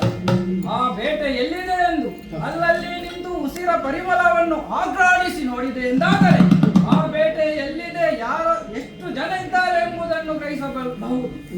ಹಾಗೆಯೇ ಮುಂದೊತ್ತಿ ಬಂದು ನೋಡಿದರೆ ಅದೋ ದೂರದಲ್ಲಿ ಒಂದು ಮನುಜರ ಗುಂಪು ಹಾಗೇ ಗಾಢ ನಿದ್ರೆಯಲ್ಲಿದ್ದಾರೆ. ಅಲ್ಲಿ ನಾನು ಕಿರಿಚಾಡಿದರೆ ಅವರು ಎಚ್ಚರಗೊಂಡು ಓಡಿಯಾರು. ಅದಕ್ಕಾಗಿ ಅವರನ್ನು ಈಗಲೇ ಎತ್ತಿಕೊಂಡು ಹೋಗಿ ನನ್ನ ಅಣ್ಣನ ಮುಂದೆ ನಿಲ್ಲಿಸುತ್ತೇನೆ. ನಮ್ಮಿಬ್ಬರನ್ನು ಆಮೇಲೆ ಅವರನ್ನು ಎಚ್ಚರಪಡಿಸುತ್ತೇನೆ. ನಮ್ಮಿಬ್ಬರನ್ನು ಘೋರ ರೂಪವನ್ನು ಕಂಡು ಅವರು ಯಾರು ಮೊದಲು ಎದೆಬಡಿದು ಸಾಯ್ತಾರೋ ಅವನಿಗೆ ಮೊದಲು ಪಾಕಾರೆಯುವುದು. ಆಮೇಲೆ ಮೊದಲು ಅಣ್ಣನಿಗೆ ಅವರಿಗೆ ಮನುಜರ ಎದೆಗೂಡೆಂದರೆ ಪ್ರಾಣ. ಹಾಗಾಗಿ ಆ ಎದೆಗೂಡನ್ನು ಅಣ್ಣನಿಗೆ ಬಡಿಸಿ ಇಕ್ಕಿದ ಮಾಂಸದಲ್ಲಿ ನಾನು ಅಡಿಗೆ ಮಾಡಬೇಕು. ಇಂದಿನ ಅಡಿಗೆ ಹೇಗಿರಬೇಕು ಗೊತ್ತೇ?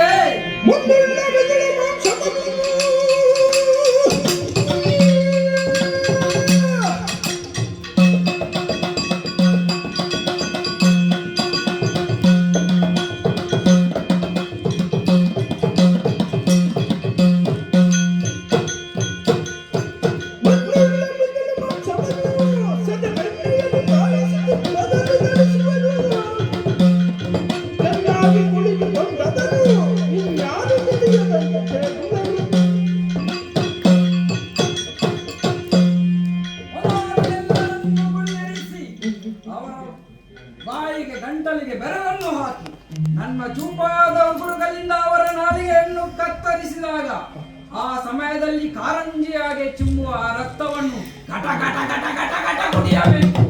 ಹಾಗೆಯೇ ಸ್ವಲ್ಪ ಎಲೆದೆಣ್ಣೆ ಮಾಡಿ ಶೇಖರಿಸಿಡಬೇಕು. ಆಮೇಲೆ ಅವರ ಕೈಕಾಲುಗಳ ರುಂಡ ಮತ್ತೆ ದೇಹವನ್ನು ಬೇರ್ಪಡಿಸಬೇಕು. ಆ ರುಂಡವನ್ನು ಮಧ್ಯದಲ್ಲಿ ಕತ್ತರಿಸಿ ಅದರಲ್ಲಿ ಸಿಗುವ ಮೆದುಳನ್ನು ಹಾಗೆಯೇ ಆಗ ಶೇಖರಿಸಿಟ್ಟ ರಕ್ತದಲ್ಲಿ ಹಾಕಿ ಕುದಿಸಬೇಕು. ಅದಕ್ಕೆ ಸ್ವಲ್ಪ ಖಾರ, ಹುಳಿ ಎಲ್ಲ ಬೆರೆಸಿ ಆಮೇಲೆ ಅದನ್ನು ಘಟ ಘಟ ಘಟ ಕುಡಿಯಬೇಕು. ಆವಾಗ ಸಿಗುವ ಸ್ವಾದ ಎಂತಹ ರುಚಿ. ಆಮೇಲೆ ಆ ಎಲುಬುಗಳನ್ನು ಆ ತೊಡೆ ಮಾಂಸವನ್ನೆಲ್ಲ ಖಾರ ಲೇಪಿಸಿ ಎಣ್ಣೆಯಲ್ಲಿ ಕಾಯಿಸಬೇಕು. ಆಮೇಲೆ ಕರ ಕರ ಕರ ಆಗಿ ತಿನ್ನಬೇಕು. ಅಷ್ಟೇ ಅಲ್ಲ, ಅವರ ಚರ್ಮವನ್ನು ಹಾಗೆ ಖಾರ ಬೇಯಿಸಿ ಬಂಡೆಗಲ್ಲಿನ ಮೇಲೆ ಒಣಗಿಸಿರಬೇಕು. ಅದು ಈಗ ತಿನ್ನುವುದಕ್ಕಲ್ಲ, ಅದು ಅಟ್ಟಿ ಅಟ್ಟಿ ಕಟ್ಟಿ ಅಡಿಗೆಯ ಮೇಲೆ ಕಟ್ಟಬೇಕು. ಅದು ಮಳೆಗಾಲದ ಸಮಯದಲ್ಲಿ. ಮಳೆಗಾಲದಲ್ಲಿ ಮನುಷ್ಯರ ಸಂಚಾರ ಕಡಿಮೆ ಇಲ್ಲಿ, ಹಾಗಾಗಿ ಶೇಖರಣೆ ಇಡಬೇಕು. ಅಷ್ಟೇ ಅಲ್ಲ, ಮಾಂಸವನ್ನು ಎಲ್ಲ ಖಾರ ಬೆರೆಸಿ ಅದರ ಮೊದಲು ಅನ್ನವನ್ನು ಸಿದ್ಧ ಮಾಡಬೇಕು. ಅನ್ನಕ್ಕೆ ಸ್ವಲ್ಪ ತುಪ್ಪ ಬೆರೆಸಿ ಮಸಾಲೆ ಎಲ್ಲ ಹಾಕಿ ಆ ಚರ್ಮವನ್ನು ಮಿಶ್ರಣ ಮಾಡಿ ಹಾಗೆಯೇ ಸ್ವಲ್ಪ ಹೊತ್ತು ಬೆಂಕಿಯಲ್ಲಿ ಬಿಡಬೇಕು. ಹಾಗೆ ಬಿಟ್ಟಾಗ ನಂತರ ಸಿದ್ಧವಾಗುತ್ತೆ ಬಿರಿ ಬಿರಿ ಬಿರಿಯಾದ ಅನ್ನ. ಆಹಾ, ಅದನ್ನೆಲ್ಲ ತಿನ್ನಬೇಕು. ಇದೆಲ್ಲ ಕನಸು? ಯಾವಾಗ ನಾನಿಲ್ಲಿ ಕನಸಲ್ಲಿ ಮುದ್ದೆ ತಿಂದ ಹಾಗೆ ಆಯ್ತಲ್ಲ. ಬೇಟೆಯನ್ನು ಹುಡುಕಬೇಕು, ಮುಂದೆ ಸಾಗುತ್ತೇನೆ. ಮುಂದೆ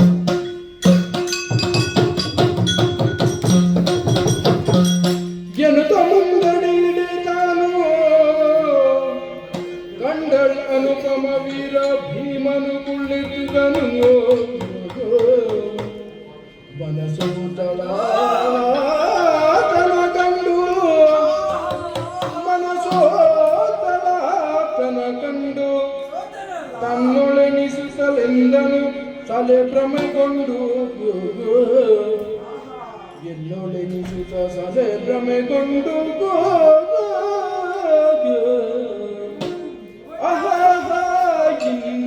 ಜಿಂದಗಿಂದವನು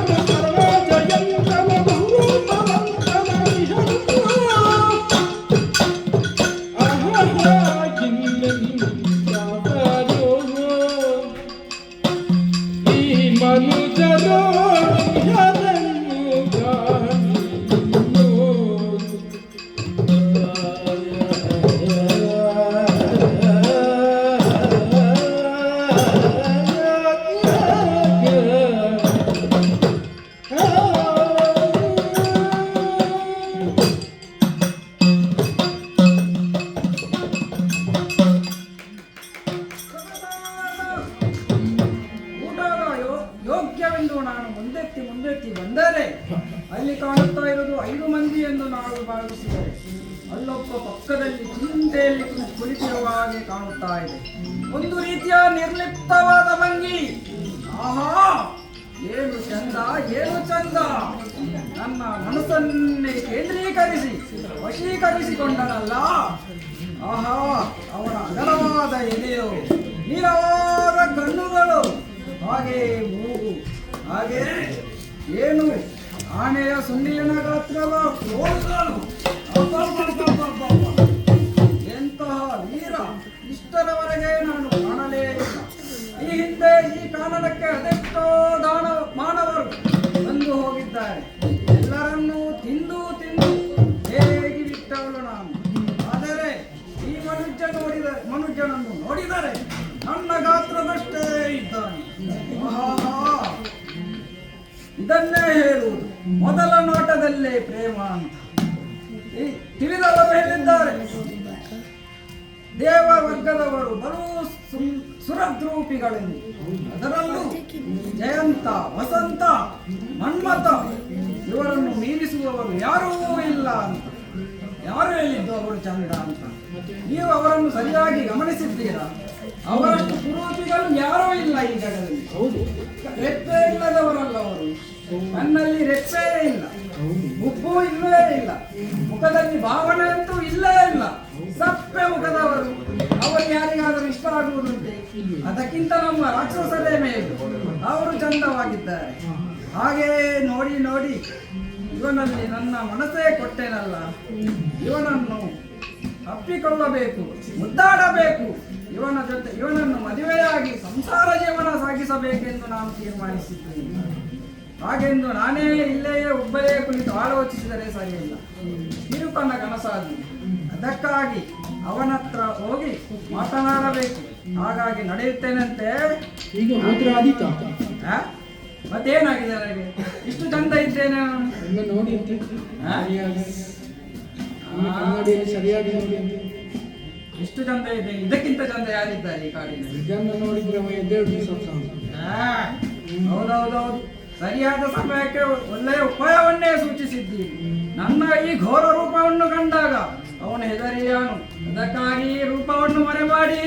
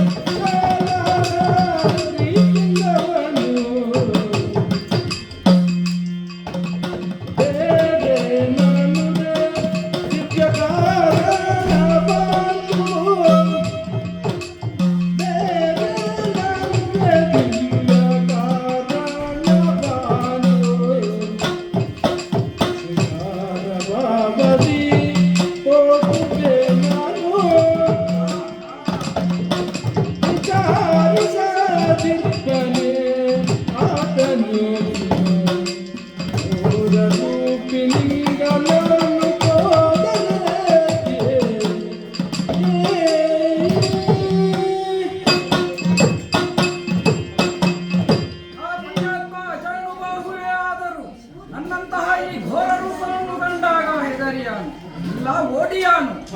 ನನಗೆ ಅವನಲ್ಲಿ ಮಾತನಾಡಿಸುತ್ತಿದೆ ಎಂದಾದರೆ ನಾನು ಈ ರೂಪವನ್ನು ಬದಲಾಯಿಸಬೇಕು. ಸುಂದರ ತರುಣಿಯಾಗಿ ಆತನ ಮುಂದೆ ನಿಲ್ಲುತ್ತೇನೆ. ಅದು ಹೇಗೆ ಗೊತ್ತೇ? ನಾವು ಅಷ್ಟಸಿದ್ಧಿ ಎನ್ನುವಲ್ಲವರು ಯಾವಾಗ ಯಾವ ಸಮಯದಲ್ಲಿ ಯಾವ ರೂಪವನ್ನಾದರೂ ಮಾರ್ಪಾಡು ಮಾಡಬಹುದು. ಹಾಗಾಗಿ ನನ್ನ ಈ ಘೋರ ರೂಪವನ್ನು ಮರೆ ಮಾಡಿ ಸುಂದರ ತರುಣಿಯಾಗಿ ಆತನ ಮುಂದೆ ನಿಲ್ಲುತ್ತೇನೆ.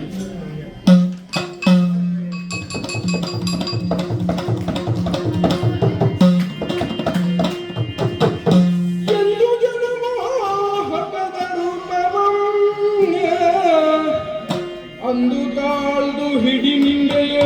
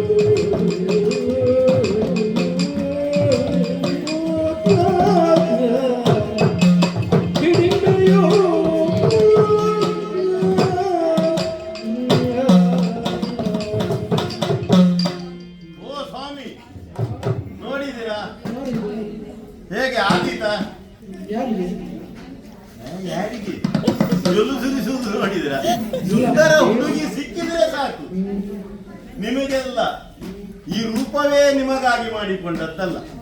ಓ ಅಲ್ಲಿ ದೂರದಲ್ಲಿರುವಂತಹ ದೊಡ್ಡ ದೇಹದ ಸುಂದರ ರೂಪದ ಮಾನವ ತರಳನನ್ನು ಕಂಡು ನಾನು ಆಯ್ದುಕೊಂಡ ರೂಪ ಸ್ವಲ್ಪ ಹೆಚ್ಚಾಯ್ತು. ಹೇಗೆ ಸ್ವಲ್ಪ ಕಡಿಮೆ ಮಾಡಬೇಕಾ?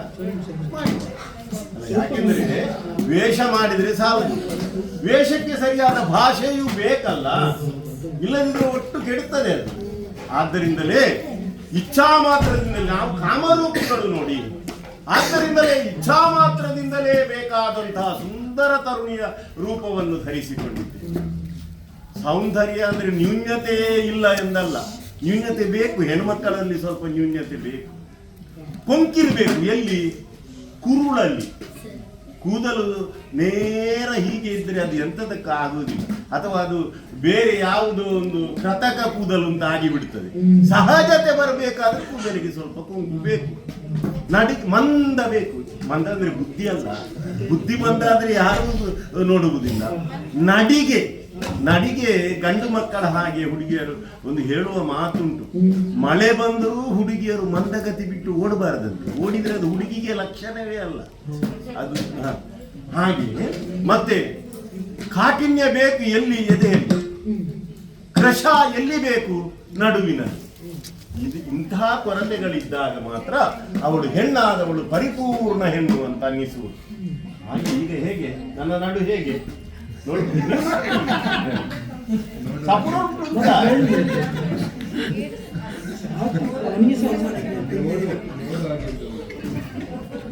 ಎದೆ ಸಾಕಲ್ಲ, ಎಲ್ಲ ಬೇಕಾದಷ್ಟು. ಮತ್ತೆ ಕೆಲವರೆಲ್ಲ ಹಿಂದಿನ ಕಾಲದಲ್ಲೆಲ್ಲ ಕತೆ ಕೇಳುತ್ತೇವೆ ನಾವು, ನಮ್ಮ ಹಾಗೆ ರಾಕ್ಷಸ ವಂಶದಲ್ಲಿ ಹುಟ್ಟಿಕೊಂಡವರು ಹೆಣ್ಣಿನ ವೇಷ ಮಾಡಿಕೊಂಡು ಬಂದವರು ತುಂಬಾ ಮಂದಿ ಇದ್ದಾರೆ. ಆದ್ರೆ ಅವರದ್ದಾದಂತಹ ಉದ್ದೇಶ ಏನು? ವೇಷ ಮಾಡುವುದೇ ಮೋಸ ಮಾಡಲಿಕ್ಕೆ ಬೇಕಾದ್ರೆ. ಆದ್ರೆ ಇಲ್ಲಿ ನನ್ನದ್ದು ಉದ್ದೇಶವೇ ಅಲ್ಲ, ಮೋಸ ಮಾಡುವ ಉದ್ದೇಶ ಅಲ್ಲ, ಕೇವಲ ಆ ಪುಣ್ಯಾತ್ಮನನ್ನು ಮಾತನಾಡಿಸುವುದು. ಇನ್ನೊಂದು ಇವರಿಗೆ ಒಂದು ಎಲ್ಲ ಕವಡೆ ಹಾಕಿ ಜ್ಯೋತಿಷ್ಯ ಕೇಳಬೇಕಾದ್ರೆ ನಿಮ್ಮ ಎದುರೇ ಮಾಡಿಕೊಂಡದ್ದು ಇದು. ಈ ವೇಷಕ್ಕೆ ಬೇಕಾದ ಸೀರೆ ಎಲ್ಲ ಉಟ್ಟುಕೊಂಡದ್ದು ನಿಮ್ಮ ಎದುರೇ ಅಲ್ವಾ?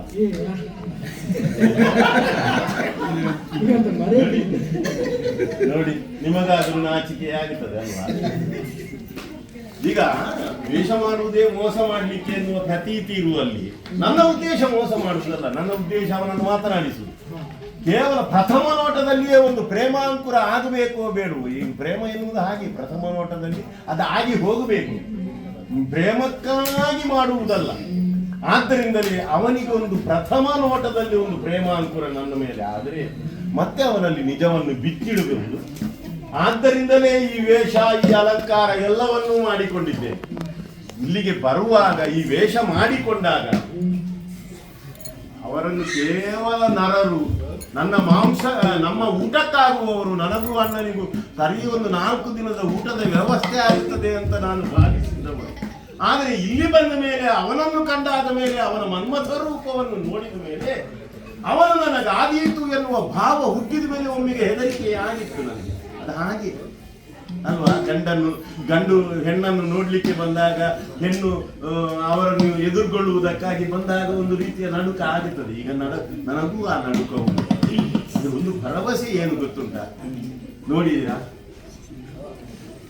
ನನ್ನದಾದಂತಹ ಕೇಶರಾಶಿಯನ್ನು ಕಂಡಾಕ್ಷಣಕ್ಕೆ ಅಲ್ಲಿ ಹಾರಾಡುವ ದುಂಬಿಗಳೆಲ್ಲ ಸ್ವರವೇ ಹೊರಡುವುದಿಲ್ಲ ಅಂತ ದುಂಬಿಗಳು. ಯಾಕೆ? ನಾಚಿಕೆ ಆಗುತ್ತದೆ ಅವುಗಳಿಗೆ. ಆ ದುಂಬಿಗಳಿಗಿಂತ ಚೆನ್ನಾದ ಕೂದಲು ನನ್ನದು. ಮತ್ತೆ ನನ್ನ ಸ್ವರ ಕೇಳಿದ್ರೆ ಅಯ್ಯೋ ಗಿಳಿಯ ಹಾಗೆ ಸ್ವರ ಅಂತ. ಅಂತಹ ಸ್ವರ ಇದು ನಾನು ಬೇಕಂತ ಕಾಮರೂಪ ಬೇಕಂತಲೇ ಮಾಡಿಕೊಂಡದ್ದು. ನಾವು ಕಾಮಿಸಿದ್ರೆ ಆಯ್ತು, ನನ್ನ ಸ್ವರ ಚಂದ ಇರಬೇಕು ಅಂತ ಕಾಮಿಸಿದ್ರೆ ಆಯ್ತಪ್ಪ, ಬಂದು ಹೋಗುತ್ತದೆ ಅದು ನಮಗೆ. ಹಾಗೆ ನೋಡಿದಿರಾ, ನವಿಲು ಜೀಕುತ್ತಾ ಗರಿಯನ್ನು ಬಿಚ್ಚಿ ನಾಟ್ಯವಾಡುವಂತೆ ನಡೆದಾಡುವ ನವಿಲು ನನ್ನ ನಡುಗೆಯನ್ನು ಕಂಡಾಕ್ಷಣ ನಾಚಿ ನೀರಾಗುವುದು. ನನ್ನ ನಡುಗೆ ಅದಕ್ಕಿಂತ ಚಂದ ಉಂಟು ಅಂತ ಗೊತ್ತಾಗಿ ಹೋಗಿದೆ ಅವಳಿಗೆ. ಮತ್ತೆ ನನ್ನ ಸ್ವರ ಒಂದು ನೀವು ಶ್ರುತಿ ಸೇರಿಸಿ ಅಂತೆ ನನ್ನ ಸ್ವರಕ್ಕೆ. ಒಂದು ಪಂಚಮಕ್ಕೆ ಕೂಡುವುದಿಲ್ವಾ? ಅದು ಕೋಗಿಲಿಗೆ ಹುಟ್ಟಿಂದ ಬರುವಂಥದ್ದು. ಹಾಗಂತ ಕೋಗಿಲೆ ಹುಟ್ಟುವಾಗ ಎಲ್ಲಿರುವುದು? ಬೆಳೆಯುವಾಗ ಕಾಗೆಗಳ ಗೂಡಲ್ಲಿ. ಕೋಗಿಲೆ ಮೊಟ್ಟೆ ಇಡುವುದೇ ಹೋಗಿ ಕಾಗೆಯ ಗೂಡಿನಲ್ಲಿ, ಅಲ್ಲಿ ಹುಟ್ಟಿಕೊಳ್ಳುವುದು. ನಾನು ಕೂಡ ಈಗ ನನಗೆ ಈಗ ಈ ಹೊತ್ತಿನಲ್ಲಿ ಅನುಭವಕ್ಕೆ ಬರುವುದು. ನಾನೂ ಒಬ್ಬಾಕೆ ಎಲ್ಲಿಯೋ ಇರಬಾರದ ಜಾಗದಲ್ಲಿ ಇಷ್ಟರವರೆಗೆ ಇದ್ದವಳು. ನನ್ನದ್ದಾದಂತಹ ಜಾಗ, ನೆಲೆ ಅದು ಬೇರೆ ಅಂತ ಅನ್ನಿಸ್ತಾ ಉಂಟು. ನನ್ನ ಅಂತರಂಗಕ್ಕೆ ಒಂದು ಅರಿವಾಗುತ್ತಾ ಉಂಟು ಈಗ. ಕೋಗಿಲೆ ಹೇಗೆ ನೋಡಿ ಬೆಳೆಯುತ್ತದೆ ಕಾಗೆಗಳ ಗೂಡಲ್ಲಿ. ಕಾಲ ಒಂದು ಬಂದಾಗ, ವಸಂತ ಕಾಲ ಕೂಡಿ ಬಂದಾಗ ಪಂಚಮಕ್ಕೆ ಸ್ವರ ಸೇರಿಸಿ ಕೂಗುವುದಕ್ಕೆ ಹೊರಡುತ್ತದೆ ಕೋಗಿಲೆಯ ಕೂಜನ. ಹಾಗೆ ನನಗೂ ಒಂದು ರೀತಿಯಿಂದ ಒಳಗಿಂದ ಒಂದು ಭಾವ ಉತ್ಪತ್ತಿ ಆಗ್ತಾ ಉಂಟು. ಸರಿ, ಇಲ್ಲಿ ಮಾತಾಡ್ತಾ ಕುಳಿತುಕೊಂಡ್ರೆ ಆ ಪುಣ್ಯಾತ್ಮ ಎಲ್ಲಿಯಾದ್ರೂ ಎದ್ದು ಹೋದ್ರೆ ಮತ್ತೆ ನಾನಿದೆ ವೇಷ ಮಾಡಿಕೊಂಡು ತಿರುಗಬೇಕು, ಇನ್ಯಾರು ಸಿಗ್ತಾರೆ. ಈಗ ವೇಷ ಮಾಡಿಯಾಗಿದೆ, ಅವ ಇಲ್ಲಿದ್ದಾನೆ, ಅವ ಇಲ್ಲಿಂದ ಎದ್ದು ಹೋಗುವ ಮುನ್ನ ಅವನನ್ನು ಮಾತಾಡಿಸಬೇಕು. ಆದ್ದರಿಂದಲೇ ನನ್ನನ್ನು ಕಂಡಾಕ್ಷಣಕ್ಕೆ ಈಗ ಒಂದಿಷ್ಟು ಮಂದಿ ಆದರೂ ಕವಿ ಆದಾರಲ್ವಾ? ಕವಿಯಾಗಿದ್ರೆ ನನ್ನನ್ನು ಕಂಡಾಕ್ಷಣಕ್ಕೆ ಒಂದು ಕವನ ಬರ್ಲಿಕ್ಕಿಲ್ವಾ ಅವರ ಬಾಯಿಂದ ಅಲ್ವಾ? ಆದ್ರೆ ನನ್ನೆದುರು ಕವಿಯಾಗಬೇಕಾದವ, ಕವೀಶ್ವರನಾಗಬೇಕಾದವ ಆ ಪುಣ್ಯಾತ್ಮ. ದೊಡ್ಡ ಮೀಸೆಯ, ಅಗಲ ಎದೆಯ, ಬಲಿಷ್ಠ ಬಾಹುದಂಡಗಳನ್ನುಳ್ಳಂತ ಈ ಪುಣ್ಯಾತ್ಮ. ಆದರೆ ಈ ಕವೀಶ್ವರನಾಗಬೇಕಾದಂತಹ ಈ ಪುಣ್ಯಾತ್ಮ ಮಾತ್ರ ನನ್ನೆದುರು ಕುಳಿತು ಅಲ್ಲಿಗೆ ಮೌನೇಶ್ವರನಾಗಿದ್ದಾನಲ್ಲ. ಅವನದೊಂದು ಬಾಯಿ ಬಿಡಿಸಬೇಕು. ಬಾಯಿ ಬಿಡಿಸುವುದು ಹೇಗೆ? ಮಾತಾಡಿಸಬೇಕು. ನನಗೆ ಈಗ ಕೆಲವು ಕಡೆ ಹೆಣ್ಣಿಗೆ ನಾಚಿಕೆ ಬೇಕು, ಹೌದು, ಆದ್ರೆ ಎಲ್ಲ ಕಡೆಯೂ ನಾಚಿಕೆ ಪ್ರದರ್ಶಿಸಿದ್ರೆ ಆಗುತ್ತಲ್ಲ, ಕೆಲಸವೇ ಆಗುದಿಲ್ಲ ಅಂತ. ಆದ್ರಿಂದಲೇ ನಾಚಿಕೆಯನ್ನು ಹಿಂದುಳಿಸಿ ಅವನನ್ನು ಮಾತಾಡಿಸ್ತೇನೆ. ಅಯ್ಯ ಓ ವೀರ,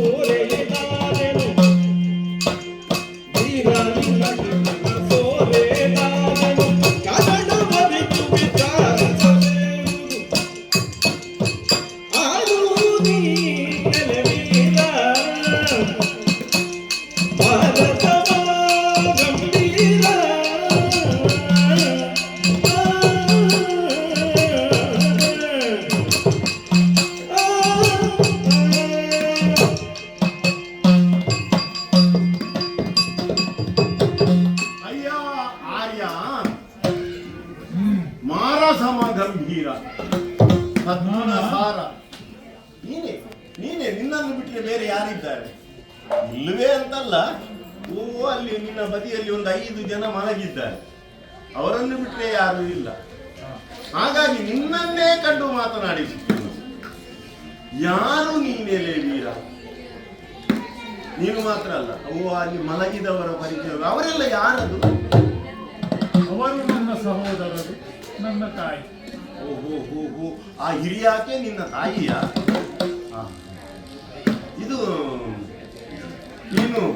ನಿನಗೆ ಮದುವೆ ಆಗಿದೆಯಾ? ಯಾಕೆ? ಇಲ್ಲ ಅಂತ ಒಂದು ಅನುಮಾನ ಉಂಟು ನನಗೆ. ಯಾಕೆಂದ್ರೆ ಮದುವೆ ಆಗಿದ್ರೆ ನೀನು ಖಂಡಿತ ನನ್ನ ಹತ್ರ ಸರಿ ದೃಷ್ಟಿ ಹಾಕಿ ನೋಡುತ್ತಿದ್ದೆ. ನೋಡ್ಲಿಕ್ಕೆ ನಿನಗೆ ಸ್ವಲ್ಪ ನಾಚಿಕೆ ಆಗುತ್ತದೆ, ಹೆಣ್ಣು ಹುಡುಗಿಯಾದ ನನ್ನ ಕಡೆ. ನೋಡಿ, ಇಲ್ಲಿ ನೋಡು, ನನ್ನನ್ನು ನೋಡಿ ಮಾತಾಡು. ನೋಡಬೇಕೆಂಬಂತಹ ಅಗತ್ಯ ನನಗೀಗಿಲ್ಲ. ನೋಡಿದರೆ ಅಲ್ಲಿ ಕತ್ತಲೆಯ ಕಾಡು. ಕಾಡು ಇದು ರಾತ್ರಿ ಕಾಲ, ಕತ್ತಲೆ ಅಲ್ಲದೆ ಮತ್ತೆಂತದ್ದು ರಾತ್ರಿಯಲ್ಲಿ? ನೀನೊಬ್ಬಳೇ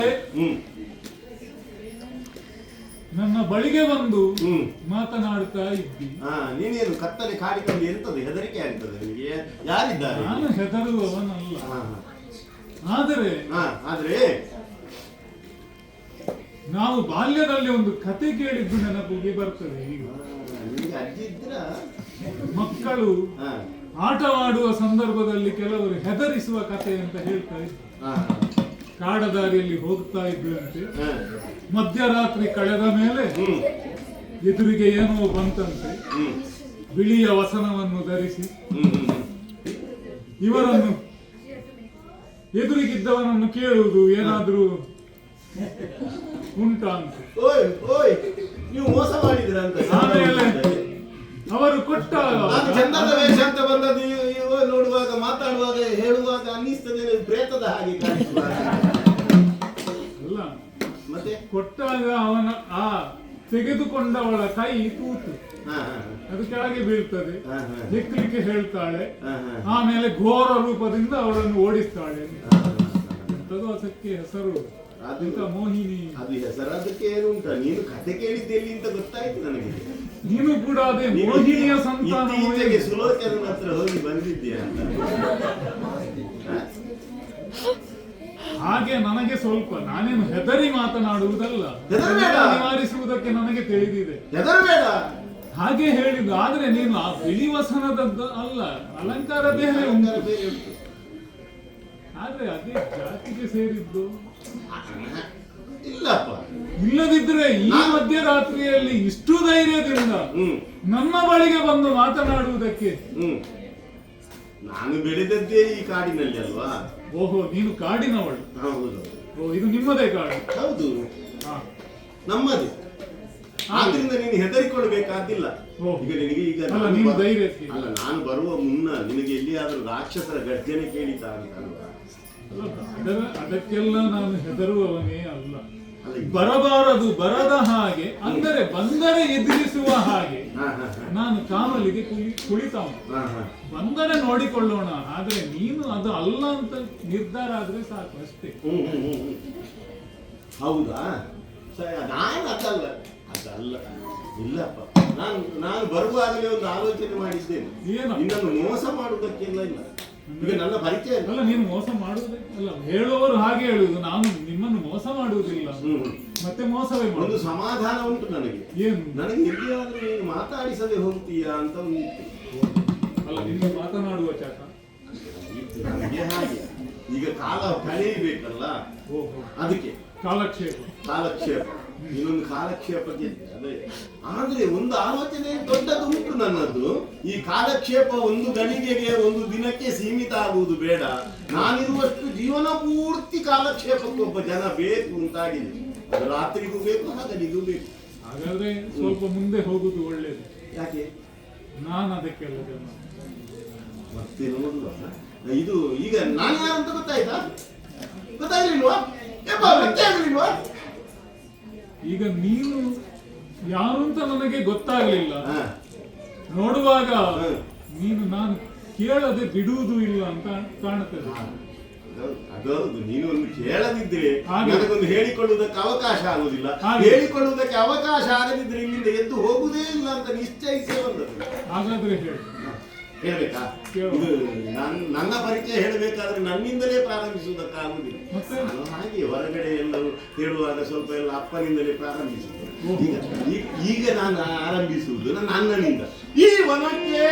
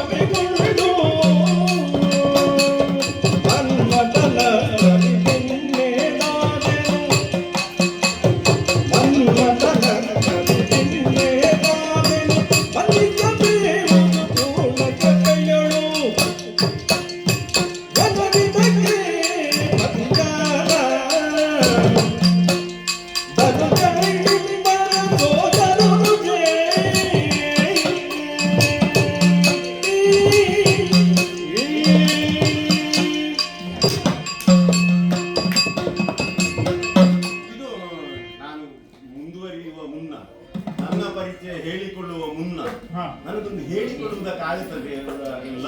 ನಿನ್ನ ಹೆಸರೆಂತದ್ದು? ನನ್ನ ಹೆಸರು ಕೇಳಿಯೇ ನಿನ್ನ ಪರಿಚಯ ಆಗ್ಬೇಕಾ?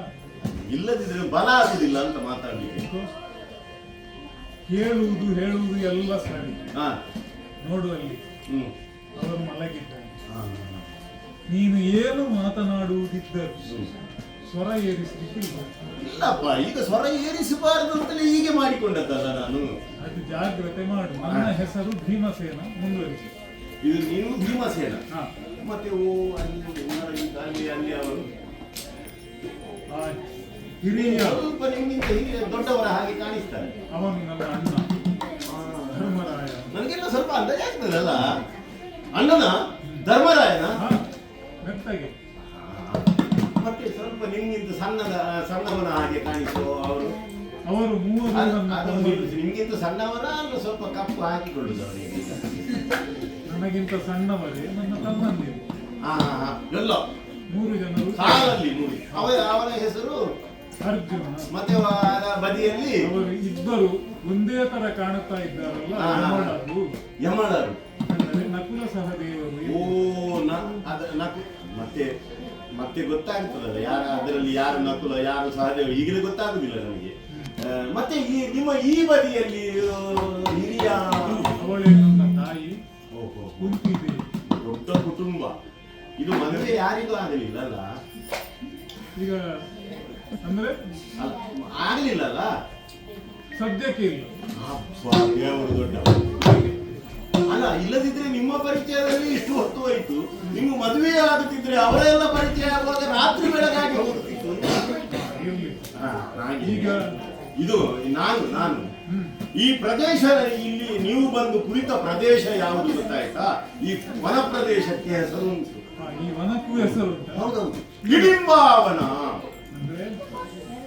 ಹಿಡಿಂಬ ಅಂದ್ರೆ ಬೇರೆ ಯಾರು ಅಲ್ಲ, ಇದು ಬೇರೆಯವರ ಹೆಸರಿಟ್ಟ ಆದದ್ದಲ್ಲ. ನನ್ನ ಅಣ್ಣನಿಂದಾಗಿಯೇ ಈ ವನಕ್ಕೆ ಹಿಡಿಂಬಾವನ ಎನ್ನುವ ಹೆಸರು ಬಂದದ್ದು. ಹಿಡಿಂಬ ಅವನ ಅನುಜೆ, ಪ್ರೇಮದ ಒತ್ತಿನ ಅನುಜೆ. ಹಿಡಿಂಬೆ ನಾನು. ನಾನು ಹಿಡಿಂಬೆ. ಸ್ತ್ರೀಲಿಂಗ ಆಗಬೇಕಾದ್ರೆ ಹಿಡಿಂಬೆ ಹೇಳಬೇಕು ಅಥವಾ ಹಿಡಿಂಬಾ ಹೇಳಬೇಕು. ಎರಡಕ್ಕೂ ಸ್ತ್ರೀಲಿಂಗ ಆಗುತ್ತದೆ. ಹಿಡಿಂಬ ಹಿಡಿಂಬ ಹೇಳಿದ್ರೆ ಹಿಡಿಂಬ. ನಮ್ಮಲ್ಲೆಲ್ಲ ಕ್ರಮ, ನಿಮ್ಮಲ್ಲಿ ಹೇಗೆ ನನಗೆ ಗೊತ್ತಿಲ್ಲ.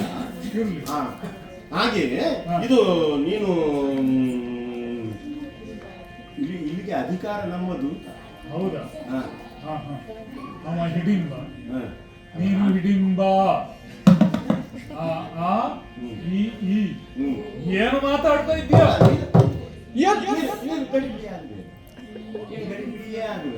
ಈಗ ನಾನು ಅಧಿಕಾರದಿಂದ ಪ್ರಶ್ನೆ ಮಾಡ್ಲಿಕ್ಕೆ ಎಲ್ಲ ಅಧಿಕಾರದ ವಿಷಯವೇ ಇಲ್ಲ ಅಂತ ಇಲ್ಲಿ ಭಿಕ್ಷೆಗೆ ಬಂದದ್ದು.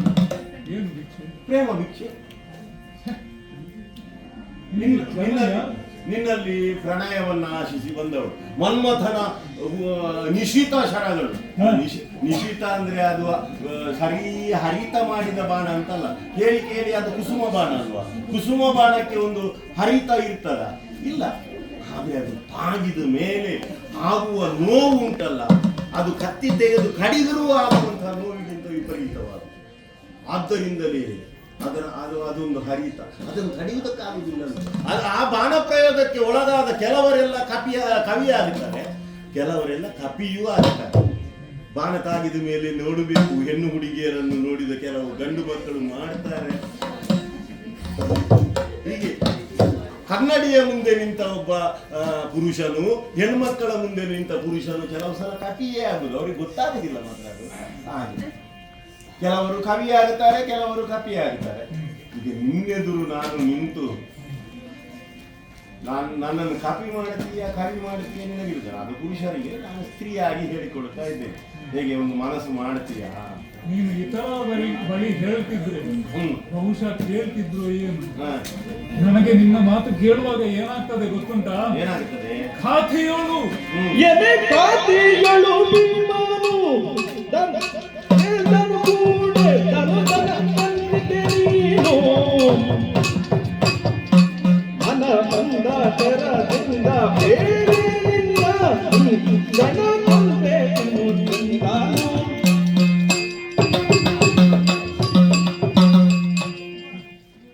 ರಾಕ್ಷಸ ಕನ್ನಿಕೆ ಅಲ್ವಾ? ಹೌದು, ರಾಕ್ಷಸ ಕನ್ನಿಕೆ ಈಗ ಭಿನ್ನವಾದ ಆಕೃತಿಯಿಂದ ಬಂದಿದೆ. ಹಾಗಂತ ಈ ಭಿನ್ನತೆ ಕೇವಲ ಹೊರಗಿನಿಂದ ಆದ ಭಿನ್ನತೆ ಅಥವಾ ಬದಲಾವಣೆ ಎನ್ನುವುದಾಗಿ ಭಾವಿಸಬೇಡ. ನಿನ್ನನ್ನು ಕಂಡ ಮೇಲೆ ನನ್ನ ಅಂತರ್ಯವೇ ಬದಲಾಗಿ ಹೋಗಿದೆ. ರಾಕ್ಷಸತ್ವ ಬೇಡ ಎನ್ನುವಷ್ಟರ ಮಟ್ಟಿಗೆ ತೀರ್ಮಾನಕ್ಕೆ ಬಂದಿದೆ. ಏನಿದ್ರು ನನ್ನದೇನಿದ್ರು ಇನ್ನು ಮಾನವತ್ವವನ್ನು ಬೆಳೆಸಿಕೊಳ್ಳುವುದು ಉಳಿಸಿಕೊಳ್ಳುವುದರ ಪ್ರಯತ್ನ ಪೂರ್ಣ ಭಿನ್ನ ಆಗಿದ್ದೇನೆ ನಾನು. ನನ್ನ ಮನಸ್ಸೆಲ್ಲ ಗಟ್ಟಿ ಬಂಡೆ ಹಾಕಿ ನಾನೆಲ್ಲ ಹೆದರಿದ್ದೇ ಇಲ್ಲ.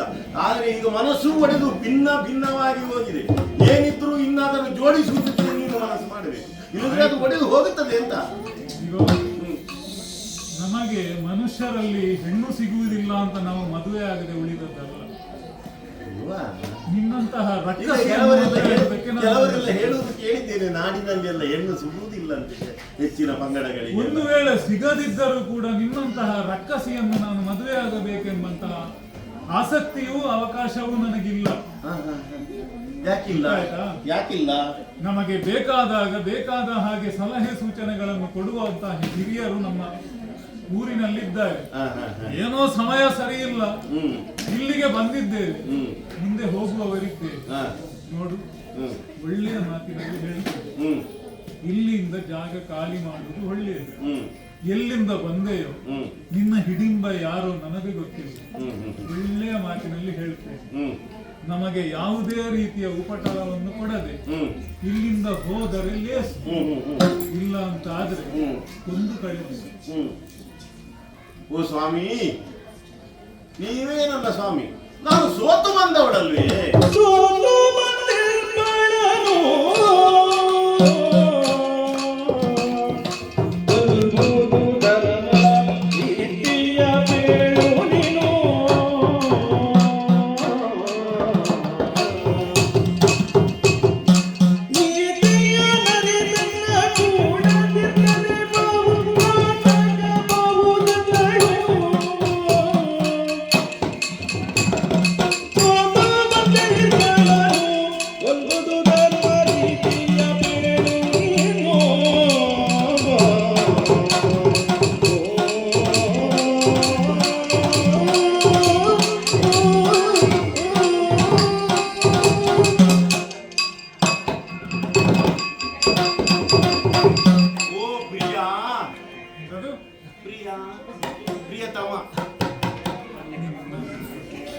ಏನು ಹೇಳಬೇಕು ಅಂತಲೇ ಗೊತ್ತಾಗಲ್ಲ. ಈಗ ಎಂತದ್ದು ನಿಮಗೆ ಪ್ರಿಯ ಎಲ್ಲ ಹೇಳಿದ್ರೆ ಸರಿಯಾಗುದಿಲ್ವಾ? ನಿಮಗೆ ಸ್ವಲ್ಪವೂ ಪ್ರೀತಿ ಮಾಡಿ ಅಭ್ಯಾಸವೇ ಇಲ್ವಾ ಅಂತ. ನೀನು ಕಲಿಸುವಂತ ಅಗತ್ಯವೇ ನನಗಿಲ್ಲ, ನೀನು ಒಮ್ಮೆ ಇಲ್ಲಿಂದ ಹೋಗುತ್ತೀನಿ.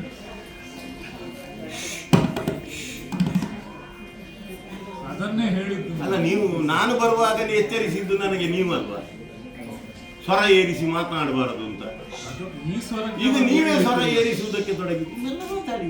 ಈ ಸ್ವರಕ್ಕೆ ಅವರು ಹೇಳಲಿಕ್ಕಿಲ್ಲ. ನಾನು ಹೇಳುವುದು ನಿನಗೆ ಹೋಗುತ್ತೀಯಾ ಇಲ್ಲ? ನಾನು ಸ್ವಲ್ಪ ಹತ್ತಿರ ಬರಬಹುದಲ್ಲ, ಇಲ್ಲದ್ರೆ ಜೋರು ಮಾತಾಡ್ಬೇಕಾದ್ರೆ. ಈಗ ಇನ್ನು ನಿನಗೆ ಏನಾದರೂ ಹೇಳುವುದಿದ್ರೆ ನೈತ್ಸೋಗಿ ಮಾತಾಡುವದು.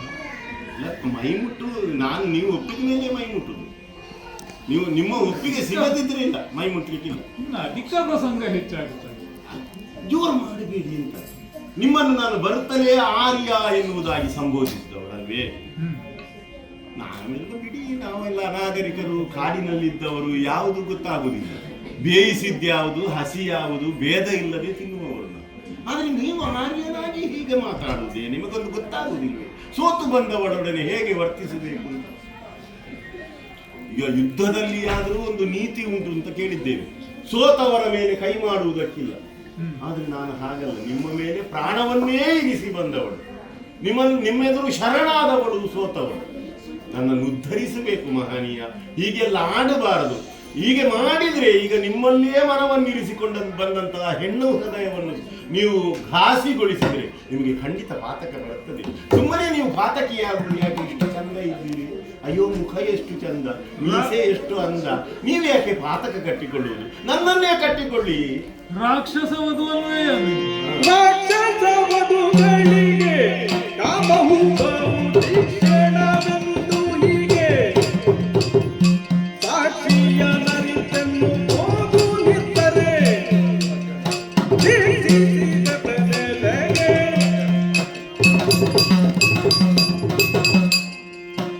ರಕ್ಕಸಿ. ಹೌದು, ನಾನೀಗ ಒಪ್ಪಿಕೊಂಡೆ. ನಾನು ರಕ್ಕಸಿ ಅಲ್ಲ ಅಂತ ತೋರಿಸಿಕೊಳ್ಳುವುದಕ್ಕೆ ಬಂದದ್ದೇ ಅಲ್ಲ. ನನ್ನ ಒಳಗಿರುವುದು ರಾಕ್ಷಸತ್ವವೇ, ನನಗೆ ಗೊತ್ತುಂಟು. ವೇಷ ಮರೆಸಿಕೊಂಡು ಬಂದವಳು. ಈಗ ವೇಷ ತೆಗೆಯುವ. ಈಗ ಸ್ವಲ್ಪ ಈ ಆಟ ಮುಗಿಯಲಿ ಮತ್ತೆ ವೇಷ ತೆಗೆಯುವುದಿಲ್ಲ. ಮೊದಲು ನೀನು ಬಂದದ್ದು ನಮ್ಮ ಮಾಂಸ ತಿನ್ಲಿಕ್ಕಲ್ಲ. ಅದು ಮೊದಲೆಲ್ಲ ಆಲೋಚನೆ ಇದ್ದದ್ದು ಹಾಗೆ.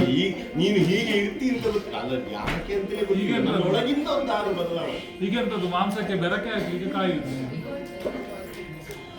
ಅದು ಮಾಂಸಕ್ಕೆ ಅಲ್ಲ, ಅದು ನೀರಿಗೆ ಎಲ್ಲ ಬೆರಕೆ ಆಗ್ತದೆ ನಿಮ್ಮಲ್ಲಿ. ಒಳ್ಳೆ ಮಾತಿನಲ್ಲಿ ಹೇಳ್ತೇನೆ. ಹಿಂದೆ ಒಬ್ಳು ಹೀಗೆ ಬಂದಿದ್ರು.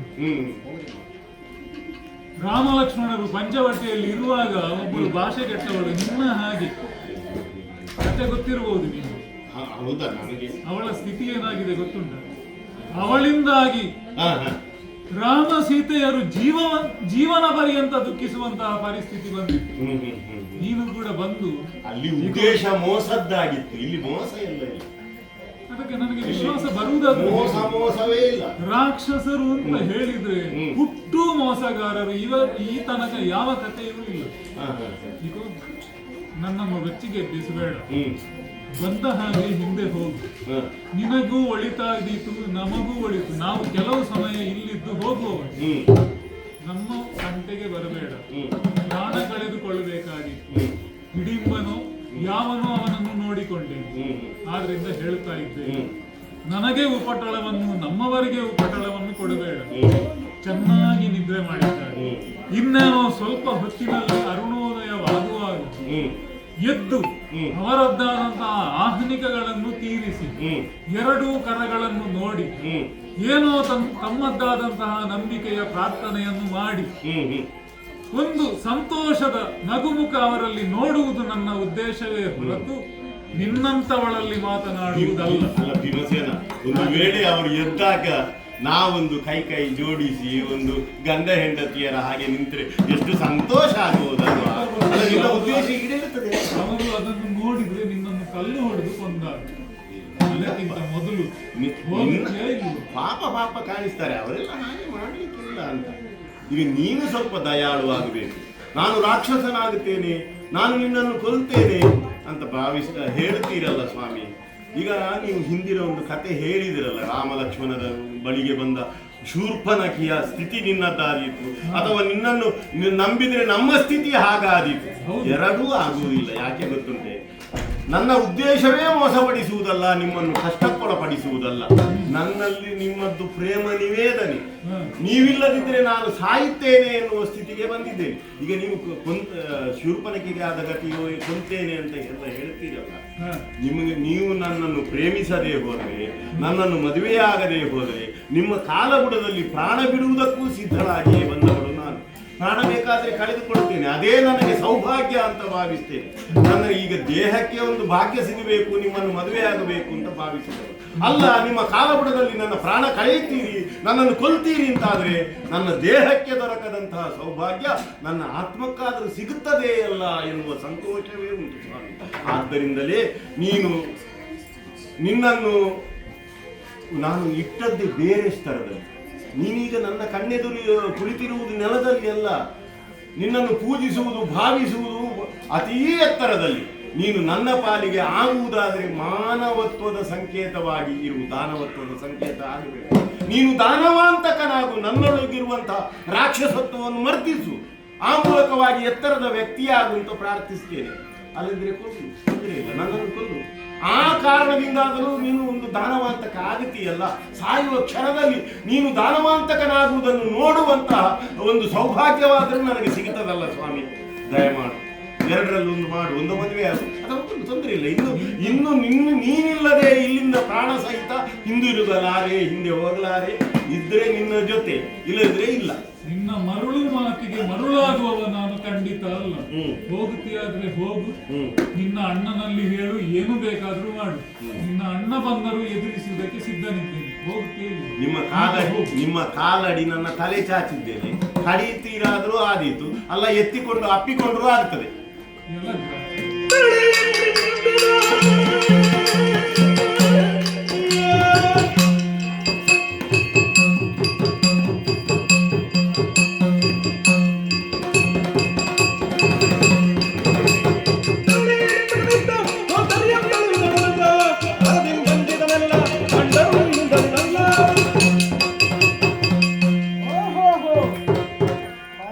ಹಸಿವು ಎಂದು ತಾಳಲಾರದೆ ಇಷ್ಟೊತ್ತು ಕುಳಿತದ್ದೇ ಬಂತು. ನನ್ನ ತಂಗಿಯಲ್ಲಿ ಹೋಗಿದ್ದಾಳೆ. ಮಾನವರನ್ನು ತಂದು ಬಡಿಸಿ ಉಣಬಡಿಸುತ್ತೇನೆ ಅಂತ ಹೇಳಿದವಳು ಇನ್ನೂ ಕಾಣುವುದಿಲ್ವಲ್ಲಿ. ಎಲ್ಲಿಗೆ ಹೋದ್ಲಿ ಇವಳು? ಏನೋ ಹೀಗಾಗಿರಬಹುದು. ಇವಳು ಕಾಣಲಿಕ್ಕೆ ಸ್ವಲ್ಪ ದುಂಡಗಾಗಿ ಇದ್ದಾಳಲ್ವ, ಅವರೇನಾದರೂ ಮಾಡಿರಬೇಕು ಅಂತ ಯೋಚಿಸ್ತಿದ್ದೆ. ಅಷ್ಟು ಮಾತ್ರವಲ್ಲ, ಹಸಿವಾಗಿದೆ, ಹೊಟ್ಟೆ ಚುರು ಚುರು ಎನ್ನುತ್ತಿದೆ. ಹಾಗಾಗಿ ಇವಳನ್ನು ಅರಸುತ್ತಾ ಇಟ್ಟ ಕಡೆ ಬಂದವಳು. ನೋಡಿ ಅಂತೆ, ಒಂದು ಮರಕ್ಕೆ ಹೊರಗಿ ಏನೋ ಸಲ್ಲಾಪ ಮಾಡುತ್ತಿದ್ದಾಳೆ. ಇವಳ ಹತ್ರವೇ ಮಾತಾಡಿಸ್ಬೇಕು.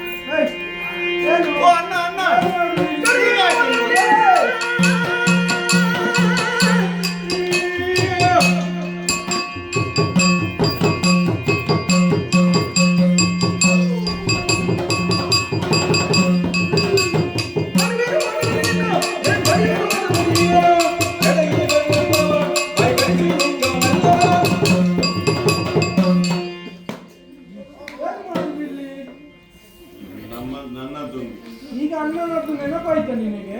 ನೀನೇನು ಇಲ್ಲಿ ಇಷ್ಟು ದೂರ ಬಂದದ್ದು? ನಾನು ತರ್ತೇನಲ್ಲ ನಿನಗೊಂದು ಈ ಸಲ ಮದುವೆ ಊಟ ಮಾಡಿ. ಇರುಳು ರಾತ್ರಿ ಕಾದದ್ದೇ ಬಂತು.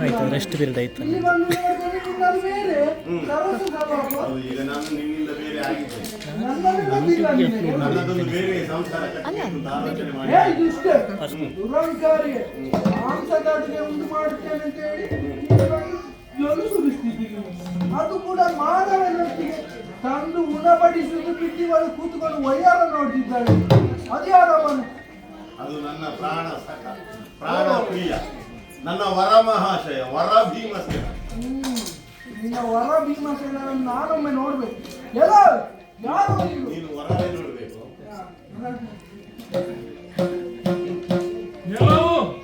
ಕೂಗಬೇಡ, ಕೂಗಬೇಡವ ಕುನ್ನಿ, ನಿದ್ದೆಯೊಳಿಗ ಮಲಗಿರುವರು ಕಣ. ಉದಿ ಗೂಗೆ ಎಂಟೆಚ್ಚರದ ತೆರದಲ್ಲಿ ಮೆಲ್ಲ ನೈತನ್ನು ಕಾಗಿದರೆ ಬಳಿ ಕರಿಯಬಹುದಿ. ಕೈ ಗುಣವೆಂದೆನುತ ಭೀಮನ ಮೋಗ ವಿಕ್ರಮದಿಂದಲೇ ಕಾಡು ತಿಂತಂದ.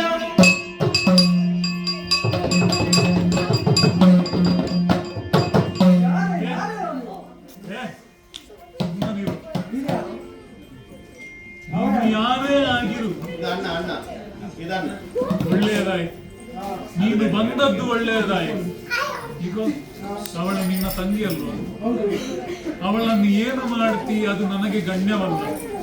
ಕೊಂಡು ಹೋಗು, ಅವಳನ್ನು ಬೇಕಾದರೆ ಕಡಿದು ಕೊಲ್ಲು. ಆದರೆ ಇಲ್ಲಿ ನೋಡಿದೆಯಲ್ಲ, ಇವರು ನನ್ನ ಅಣ್ಣ ತಮ್ಮಂದಿರು ತಾಯಿ. ಅವರಿಗೆ ಏನಾದರೂ ತೊಂದರೆ ಆದರೆ ನಿನ್ನ ಪ್ರಾಣ ಹೋದೀತು. ಒಳ್ಳೆಯ ಮಾತಿನಲ್ಲಿ ಹೇಳ್ತೇನೆ, ಇವಳನ್ನು ಕರೆದುಕೊಂಡು ಹೋಗಿ ಏನು ಕಾರ್ಯಕ್ರಮ ಉಂಟು ಇಲ್ಲಿಂದ ಹೊರಗೆ ಮಾಡಬೇಕು. ಇಲ್ಲಿ ನಿತ್ಯ ಅಂತ ಆದ್ರೆ ನಿನ್ನನ್ನು ಕೊಲ್ತೀನಿ, ಎಚ್ಚರ.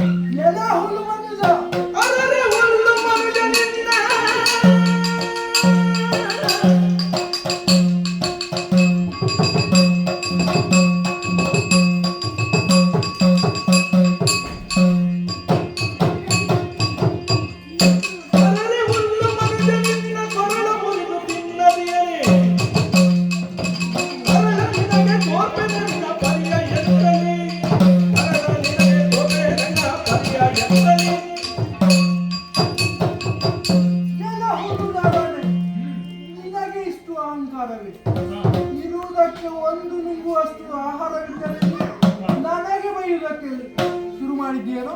ಏ ಪಾಪಿ, ನಿನಗೆ ಹೇಳುತ್ತಿರುವುದು, ಇವಳನ್ನು ಮೊದಲು ತಿನ್ನಿಸಿ ಮತ್ತೆ ನಿಮ್ಮಿಬ್ಬರನ್ನು ಒಂದೇ ಬಡಿದೇಟಿಗೆ ತಿಂದ ಹಾಕಿ ಎಚ್ಚರ. ಮರದ ಹಳೆಯ ಮಂದಿ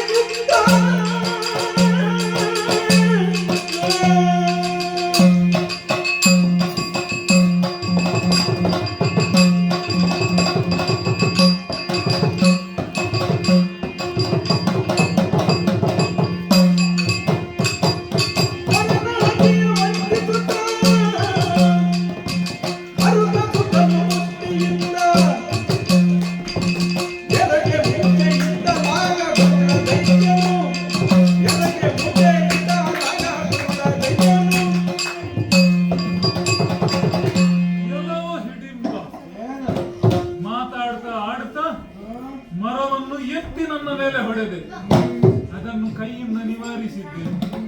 ಈಗ ನನ್ನ ಮುಷ್ಟಿ ಶಕ್ತಿ ಇದ್ರೆ ಇದನ್ನು ತಡೆ ನೋಡು.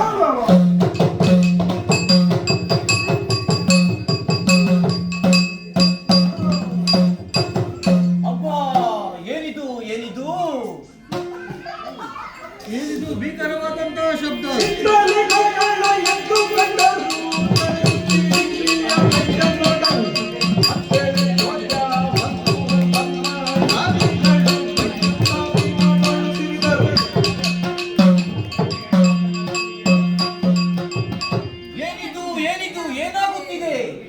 ಏನಿದು ಭೀಕರ ಶಬ್ದ?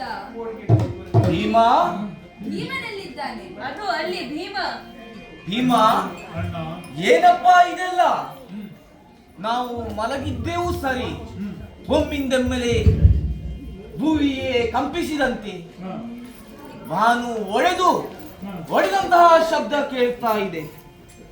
ಸುತ್ತಮುತ್ತ ನೋಡಿದರೆ ವನವೆಲ್ಲವೂ ಬೇರುಬೇರಾಗಿ ಬಿದ್ದಿದೆ. ಈ ಕಡೆ ನೋಡಿದರೆ ಘೋರವಾದಂತಹ ಭೀಕರ ಜೀವಿ, ರಾಕ್ಷಸನೋ ಏನೋ, ಸತ್ತು ಬಿದ್ದಿದ್ದಾನೆ. ಏನಪ್ಪ ಇದು? ಯಾರು ಇವನು ಹೇಳಬಹುದೇ? ನೀವು ಮಲಗಿದ್ದಂತಹ ವೇಳೆಯಲ್ಲಿ ಬಂದಂತಹ ರಾಕ್ಷಸ ಈ ಕಾನನಕ್ಕೆ ಅಧಿಕಾರಿಯನ್ನು ಓಹೋ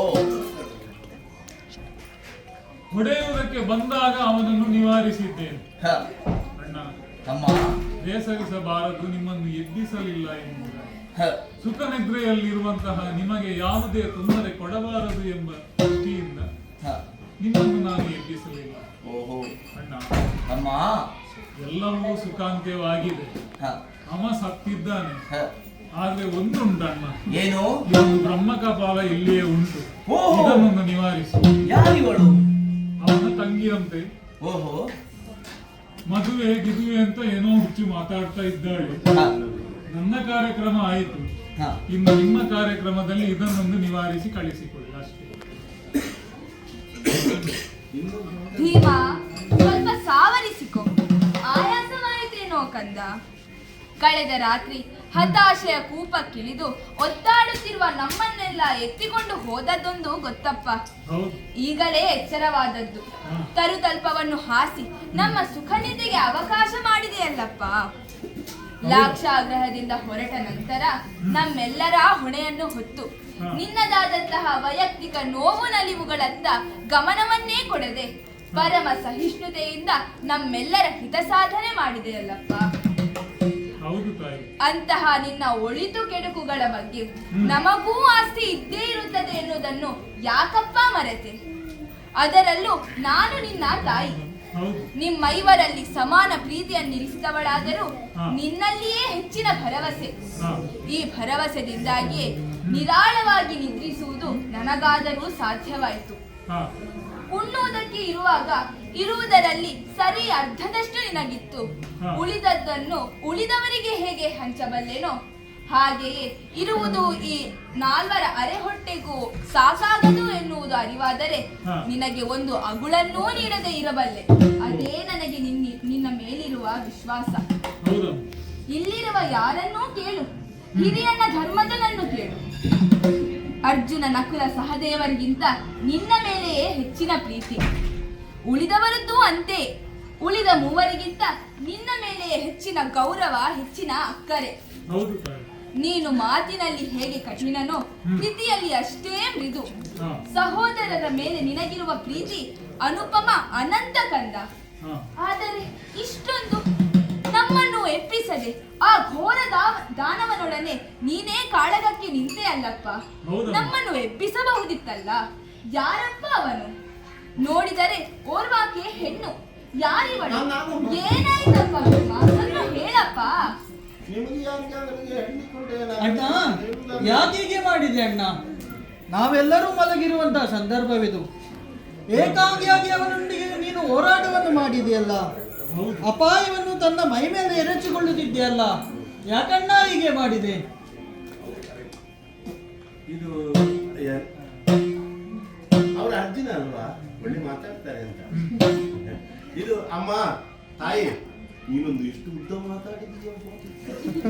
ನಿಮ್ಮ ಇಷ್ಟು ಉದ್ದ ಮಾತಾಡಿದ್ದಕ್ಕೆ ಆ ನನ್ನ ಸ್ವಾಮಿ ಮಾತಾಡುವುದಕ್ಕೆ ಹೋದ್ರೆ ಅವರಿಗೆ ಆಯಾಸ ಆಗುತ್ತದೆ ಅಂತ. ತುಂಬಾ ಆಯಾಸ ಆಗಿದೆ ನನ್ನನ್ನು ಹೊಡೆದು ಉರುಳಿಸುವಲ್ಲಿ. ಆದ್ರಿಂದ ನೀವು ಒಪ್ಪಿಗೆ ಕೊಟ್ಟರೆ ನಾನು ಉತ್ತರಿಸ್ತೇನೆ ನಿಮ್ಮ ಎಲ್ಲ ಪ್ರಶ್ನೆಗಳಿಗೆ. ಆದೀತಮ್ಮ, ನೀನು ಹೇಳಿದರೇನು ಅವನು ಹೇಳಿದರೇನು, ವಿಷಯ ಗೊತ್ತಾಗುವುದು ಮುಖ್ಯ. ಯಾರಮ್ಮ ನೀನು? ಅಮ್ಮ, ನಾನು ಬಳಿಕ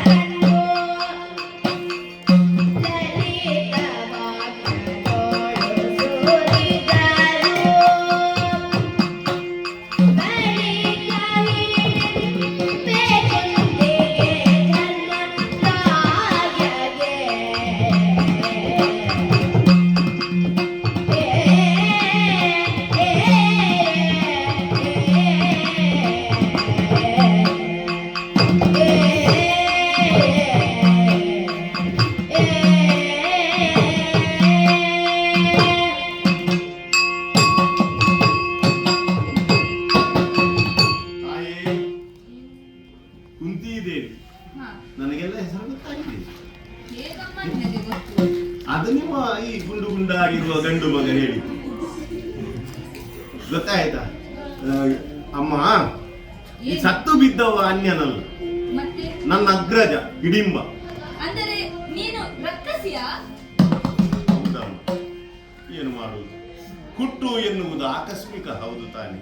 ದೇವರ ಇಚ್ಛೆಯಂತೆ ಎಲ್ಲೋ ಹುಟ್ಟುವವರು ಎಲ್ಲೋ ನಾವು ಬಯಸಿದ ಹಾಗೆ ಹುಟ್ಟುವುದಲ್ಲವಲ್ಲ. ಈಗ ನನಗೆ ಖೇದವಾಗುತ್ತದೆ, ನಾನು ರಾಕ್ಷಸ ಕುಲದಲ್ಲಿ ಹುಟ್ಟದೆ ಮಾನವಳಾಗಿ ಹುಟ್ಟುತ್ತಿದ್ದರೆ ಎಷ್ಟು ಸುಲಭ ಆಗುತ್ತಿತ್ತು ಅಂತ. ದೇವರ ಇಚ್ಛೆ ಬಹುಶಃ ನೀವೊಂದು ಸಿಕ್ಕಿದ್ದೊಳ್ಳೆದಾಯಿತು ತಾಯೇ. ನನ್ನ ಸ್ಥಿತಿ ಏನು ಎನ್ನುವುದನ್ನು ಅರಿತುಕೊಳ್ಳಬೇಕು. ಪ್ರೀತಿ ಪ್ರೇಮ ಎನ್ನುವುದು ಹುಟ್ಟಿಕೊಳ್ಳುವುದು ಅಲ್ವೇ? ನಿಮ್ಮ ಈ ಗುಂಡು ಗುಂಡಾಗಿರುವ ಗಂಡು ಮಗನನ್ನು ಕಂಡಾಕ್ಷಣಕ್ಕೆ ನನ್ನ ಅಂತರ್ಯದಲ್ಲಿ ಹುಟ್ಟಿಕೊಂಡ ಪ್ರೇಮ ಬಹುಶಃ ಈಗ ಅವರಾಡುವ ಮಾತು, ಅವರ ನುಡಿ, ಅವರ ನಡೆಯನ್ನು ಕಂಡುಕೊಂಡು ವ್ಯವಹರಿಸುತ್ತಿದ್ದರೆ ಏನಾಗುತ್ತಿತ್ತೋ ಗೊತ್ತಿಲ್ಲ. ಆದರೆ ಅದು ಗೊತ್ತಾಗುವ ಮುನ್ನ ಅವರನ್ನು ಪ್ರೇಮಿಸಿ ಆಗಿ ಹೋಗಿತ್ತು ನಾನು. ಆದ್ದರಿಂದಲೇ ಈಗ ಅವರು ನೋಡಿ ಕೋಪ ಮಾಡುವುದು, ಕಣ್ಣು ದೊಡ್ಡದು ಮಾಡುವುದು, ಮೀಸೆ ಹುರಿ ಮಾಡುವುದು, ಇದನ್ನೆಲ್ಲ ಕಂಡಾಗ ನನಗಂತೂ ಏನು ಕೋಪವೇ ಬರುವುದಿಲ್ಲ, ನಗು ಬರ್ತದೆ ಅಂತ. ಅವರ ಎಲ್ಲ ಚರ್ಯೆಗಳು ನನ್ನಲ್ಲಿ ನಗುವನ್ನು, ನನ್ನಲ್ಲಿ ಇಷ್ಟವನ್ನು ಉಂಟು ಮಾಡುತ್ತದೆ. ಅರ್ಥ ಆಗಿರಬೇಕು ಅಂತ ಆಶಿಸ್ತೇನೆ. ನಾನು ನನ್ನ ಹೃದಯದಿಂದ ನಿಮ್ಮ ಮಗನನ್ನು ಪ್ರೇಮಿಸುತ್ತಿದ್ದೇನೆ ತಾಯೇ. ಹೆಣ್ಣಾದಂತಹ ನನ್ನ ಸ್ಥಿತಿ ಏನು ಎನ್ನುವುದನ್ನು ನೀವು ಅರ್ಥವಿಸಿಕೊಳ್ಳಬಲ್ಲಿರಿ ಎನ್ನುವ ಕಾರಣದಿಂದಲೇ ಮೃದುವಚನದಿಂದ ನಿಮ್ಮಲ್ಲಿ ಮಾತನಾಡಿಸುತ್ತಿದ್ದೇನೆ. ಮತ್ತೂ ಒಂದಿದೆ, ನನ್ನ ಆಶ್ರಯ ಸ್ಥಾನವಾದಂತಹ ಈ ನನ್ನ ಅಗ್ರಜ ಹಿಡಿಂಬ ಈಗ ಸತ್ತು ಬಿದ್ದಿದ್ದಾನೆ. ನನಗಿಲ್ಲ, ಇನ್ನು ಹಿಂದಿಲ್ಲ ಮುಂದಿಲ್ಲ. ನನಗೊಂದು ಆಶ್ರಯ ಬೇಕು ಅಂತಾದರೆ ಅದು ನಿಮ್ಮ ಮಗನೇ ಕರುಣಿಸಬೇಕಾದ. ಆದ್ದರಿಂದ ನೀವಾದರೂ ನನ್ನ ಸ್ಥಿತಿಯನ್ನು ಕಂಡು ಹೆಣ್ಣಾದಂತಹ ನಿಮಗೆ ಅರ್ಥವಾಗುತ್ತದೆ ಎನ್ನುವಂತಹ ಭಾವನೆಯಿಂದ ನಾನು ಆಡುತ್ತಿದ್ದೇನೆ. ನೀವು ನಿಮ್ಮ ಮಗನಿಗೆ ಹೇಳಬೇಕು, ನನ್ನನ್ನು ವರಿಸುವಂತೆ ಅವನನ್ನು ಒತ್ತಾಯಿಸಬೇಕಲ್ಲ. ನೀವು ಒಂದು ಆಜ್ಞೆ ಅಂತ ಹೇಳಿದರೆ ಖಂಡಿತ ನಿಮ್ಮ ಮಗ ಅಲ್ಲಗಡೆಯಲಾರ ಎನ್ನುವ ವಿಶ್ವಾಸ ಉಂಟು. ಸ್ವಲ್ಪ ಕಟು ನುಡಿ ಠಠ ಎಲ್ಲ ದೃಢಾಕ್ಷರಗಳಿಂದಲೇ ಮಾತಾಡುವುದು. ಆದರೆ ಅವನ ಹೃದಯ ಮೃದು ಅಂತ ನನಗೆ ಅರ್ಥವಾಗುತ್ತದೆ. ನೀವು ಹೇಳಿದರೆ ಅಲ್ಲಗಡೆಯರ. ಮತ್ತೆ ಈ ಹಿರಿಯನ್ನ ನಾನು ಮಲಗಿದ್ದಾಗೆಲ್ಲ ಮಾತಾಡುವಾಗ ಕೇಳಿದ್ದೇನೆ. ಹಿರಿಯಣ್ಣನ ಕುರಿತು ಬಹಳವಾದಂತಹ ನಿಷ್ಠೆ ಉಂಟಾತನಿಗೆ. ಧರ್ಮದ ಪ್ರತಿಮೂರ್ತಿ ಓ ಧರ್ಮರಾಯ, ನೀನಾದರೂ ಸ್ವಲ್ಪ ಹೇಳು, ನನ್ನನ್ನು ಮದುವೆ ಆಗಬೇಕು ಎನ್ನುವುದಾಗಿ ಹೇಳು. ಅರ್ಜುನ ದೇವ ಸ್ವಲ್ಪ ಹೇಳಿ, ನಿಮ್ಮ ಬಾಣ ಹರಿತ ಅಂತೆ, ಮಾತು ಸ್ವಲ್ಪ ಹರಿತ ಆಗಲಿ. ನಕುಲ ಸಾಧಿ, ಓ ನೀವು ಅಣ್ಣ ತಮ್ಮಂದಿರಲ್ವಾ? ಅದು ಗೊತ್ತೇ ಆಗುದಿಲ್ಲ ಅಂತ. ಅಣ್ಣ ಯಾರು ತಮ್ಮ ಯಾರು ಅಂತ ಯಮಳರು ಅಲ್ವಾ? ನೀವು ಅದನ್ನೊಂದು ಹೇಳಿ, ನಿಮ್ಮ ಲಲಿತ ವಾಕ್ಯದಿಂದ ನಿಮ್ಮ ಅಣ್ಣನನ್ನು ಪ್ರೇರೇಪಿಸಿ ನನ್ನ ಒಂದು ಮದುವೆ ಊಟ ನಾನು ಹೇಗಾದರೂ ಮಾಡಿ ಒಂದು ಸಸ್ಯಾಹಾರ ಮಾಡ್ತೀನಿ. ನಮಗೆಲ್ಲ ಮಾಂಸಾಹಾರವೇ ಇಷ್ಟರ ತನಕ ಅಭ್ಯಾಸ. ನಾನು ನಿಮಗಾಗಿ ಒಂದು ಊಟ ಮಾಡಿಸುವ ಸಸ್ಯಾಹಾರ. ಊಟ ನಿನಗೆ ಮಾಡಿಸುವ, ಊಟ ಮಾಡಿಸ್ತೇನೆ ನಾನು. ನಮ್ಮ ಜೊತೆಗೆ ಬರ್ತೀಯಾದ್ರೆ ಬಾ. ನಮ್ಮ ಮುಂದಿನ ಪ್ರಯಾಣ ಅಹಿಚ್ಛತ್ರ ನಗರಕ್ಕೆ, ಅಲ್ಲಿವರೆಗೆ ಬರ್ತೀಯಾದ್ರೆ ಬರ್ಬೋದು. ಆದ್ರೆ ಇಲ್ಲಿ ನೋಡು, ನಾನು ನಿನ್ನ ಜೊತೆ ಅಹಿಚ್ಛತ್ರದ ತನಕ ಅಲ್ಲ, ಕೊನೆ ತನಕ ಇರ್ಬೇಕು ಅಂತ ಭಾವಿಸಿದ್ದೇನೆ. ನೀನು ಅಹಿಚ್ಛತ್ರಕ್ಕೆ ಬರ್ತೀಯ ಅಂತ ಕೇಳಿದ್ರೆ ನೀನು ಅಧಿಕ ಪ್ರಸಂಗ ಮಾತಾಡಬೇಡ. ಇವರನ್ನು ಮೋಡಿ ಮಾಡಿ ನನ್ನನ್ನು ವರಿಸಿಕೊಳ್ಳುತ್ತೇನೆ ಅಂತ ಕನಸಿನಲ್ಲಿಯೂ ಎಣಿಸಬೇಡ. ಈಗ ನೀವು ಮುಂದೆ ಬಿದ್ದರೆ ನಿಮಗೆ ಮಾತಾಡಲಿಕ್ಕೆ ಅವಕಾಶ ಸಿಗುವುದಿಲ್ಲ. ಇದನ್ನೊಂದು ಇಲ್ಲಿಂದ ಓಡಿಸಣ್ಣ. ಭೀಮಸೇನ ಸಾವರಿಸಿಕೋ, ಕೇಳು ಕೇಳು, ಬಂದಿದ್ದಾಳೆ ಆಕೆ.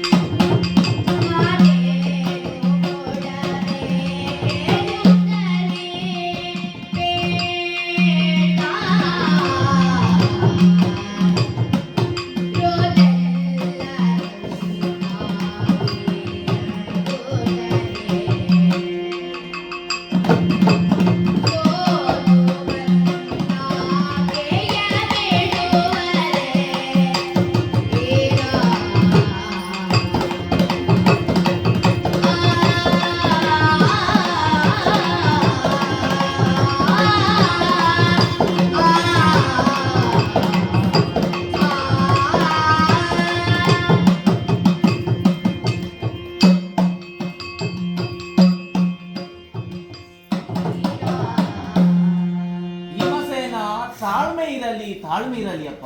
ಏನಣ್ಣ? ಆಕೆ ಹೇಳುವುದರಲ್ಲಿಯೂ ಕಾರಣಗಳಿದೆ, ಅವಳು ಹೇಳುವುದರಲ್ಲಿಯೂ ಸತ್ಯವಿದೆಯಪ್ಪ. ನೋಡು, ನಿನ್ನ ಮೇಲೆ ಪೂರ್ಣವಾದಂತಹ ಪ್ರೇಮವನ್ನು ಇರಿಸಿದ ಆಕೆ ನಿನ್ನಲ್ಲಿ ಸೋತು ಬಂದಿದ್ದಾಳೆ. ಅವಳು ರಾಕ್ಷಸಿಯೇ ಆಗಿರಬಹುದು, ಆಕೆಯೂ ಓರ್ವ ಹೆಣ್ಣಲ್ಲವೇ? ಅವಳ ಮನಸ್ಸಿನಲ್ಲಿ ಚಿಗುರಿದಂತಹ ಪ್ರೇಮಾಂಕುರವು ಸತ್ಯ ಎಂಬುದಾಗಿ ನಾನು ಅರಿತುಕೊಂಡೆ. ನಾನು ಮದುವೆ ಆದ್ರೆ ಇವರು ಸ್ವಲ್ಪ ಸಮಯ ಪ್ರಯತ್ನ ಪಟ್ಟು ಸೊಂಟ ಎಲ್ಲ ಸಫಲ ಮಾಡಿಸ್ತೇನೆ. ಅದು ಅಗತ್ಯ ಇಲ್ಲ. ಅಷ್ಟು ಮಾತ್ರವಲ್ಲ, ಅವಳಿಗೆ ನೋಡು, ಅವಳ ಪೂರ್ಣ ಜವಾಬ್ದಾರಿಯನ್ನು ಹೊತ್ತಂತಹ ಅವಳ ಅಣ್ಣನಾದಂತಹ ಹಿಡಿಂಬಾಸುರನನ್ನು ನೀನು ಕೊಂದಿದ್ದಿ. ಇನ್ನು ಅವಳಿಗೆ ಗತಿ ಯಾರು ಎಂಬುದಾಗಿ ಅವಳು ಕೇಳಿಕೊಳ್ಳುತ್ತಾ ಇದ್ದಾಳೆ. ಏನು ಎಂಬುದಾಗಿ ನಾನು ಹೇಳಲಿ ಅವಳಿಗೆ? ಅದಕ್ಕಾಗಿ ಹೇಳುತ್ತಿದ್ದೇನೆ, ನಿನ್ನ ಹಠವನ್ನು ಬಿಡು. ನಾವು ಹೇಳುವುದನ್ನು ಕೇಳಿ ಅವಳನ್ನು ವಿವಾಹವಾಗಪ್ಪ. ಮಗು ಇಷ್ಟವ? ಬಿಗುಮಾನವನ್ನೆಲ್ಲ ಬಿಡು. ಹೆಣ್ಣೆ ತಾನು ಬಂದು ನನ್ನನ್ನು ಮದುವೆಯಾಗು ಎಂದಾಗ ಗಂಡಿಗೆ ನಾಚಿಕೆ ಆಗುವುದು ಸಹಜ. ಅದರಲ್ಲೂ ಹೆತ್ತವರ ಮುಂದೆ ಹೀಗೆಂದಾಗ ನಿರ್ಧಾರ ಸುಲಭದಲ್ಲಿ ಪ್ರಕಟಿಸಲಾರದು, ಗೊಂದಲಕ್ಕೊಳಗಾಗುವುದು ಸಹಜ. ಆದರೆ ನೋಡಿದೆ ಏನಪ್ಪ, ಹೆಣ್ಣಿಗಿರುವ ಧೃತಿ ಏನೆನ್ನುವುದು, ಅವಳ ಪ್ರೇಮಕ್ಕಿರುವ ಶಕ್ತಿ ಏನೆನ್ನುವುದು. ಹೆಣ್ಣು ಮನಸ್ಸು ಕೊಟ್ಟರೆ ಹಾಗೆ ಪ್ರಪಂಚವನ್ನೇ ಬೇಕಾದರೆ ಮುಂದೆ ಹಾಕಿಕೊಳ್ಳಬಲ್ಲಳು. ಅದಕ್ಕಾಗಿ ಹೇಳಪ್ಪ, ಹೆಣ್ಣು ಕೇಳುತ್ತಿರುವ ಈ ಹುಡುಗ ಕೇಳುತ್ತಿರುವ ಈ ಹೆಣ್ಣಿಗೆ ನಾವೇನು ಉತ್ತರ ಕೊಡಬೇಕು?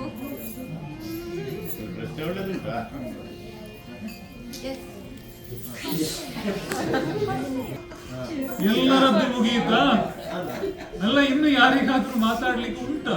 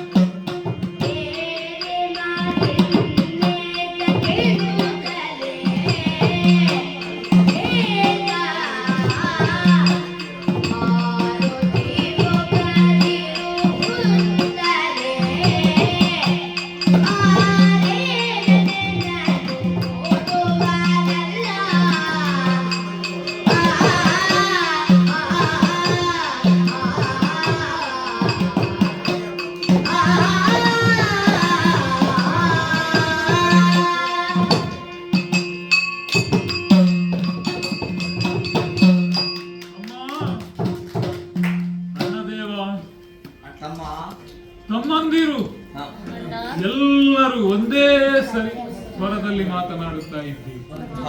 ಅವರ ಅರ್ಧ ನಿದ್ದೆ ಆದದ್ದು ಅಂತಲ್ಲ, ಸ್ವಲ್ಪ ಬಾಯಿ ಅರ್ಧ ನಿದ್ರೆ ಇದ್ದವರು ಹಾಗೆ ಮಾಡ್ತಾರೆ.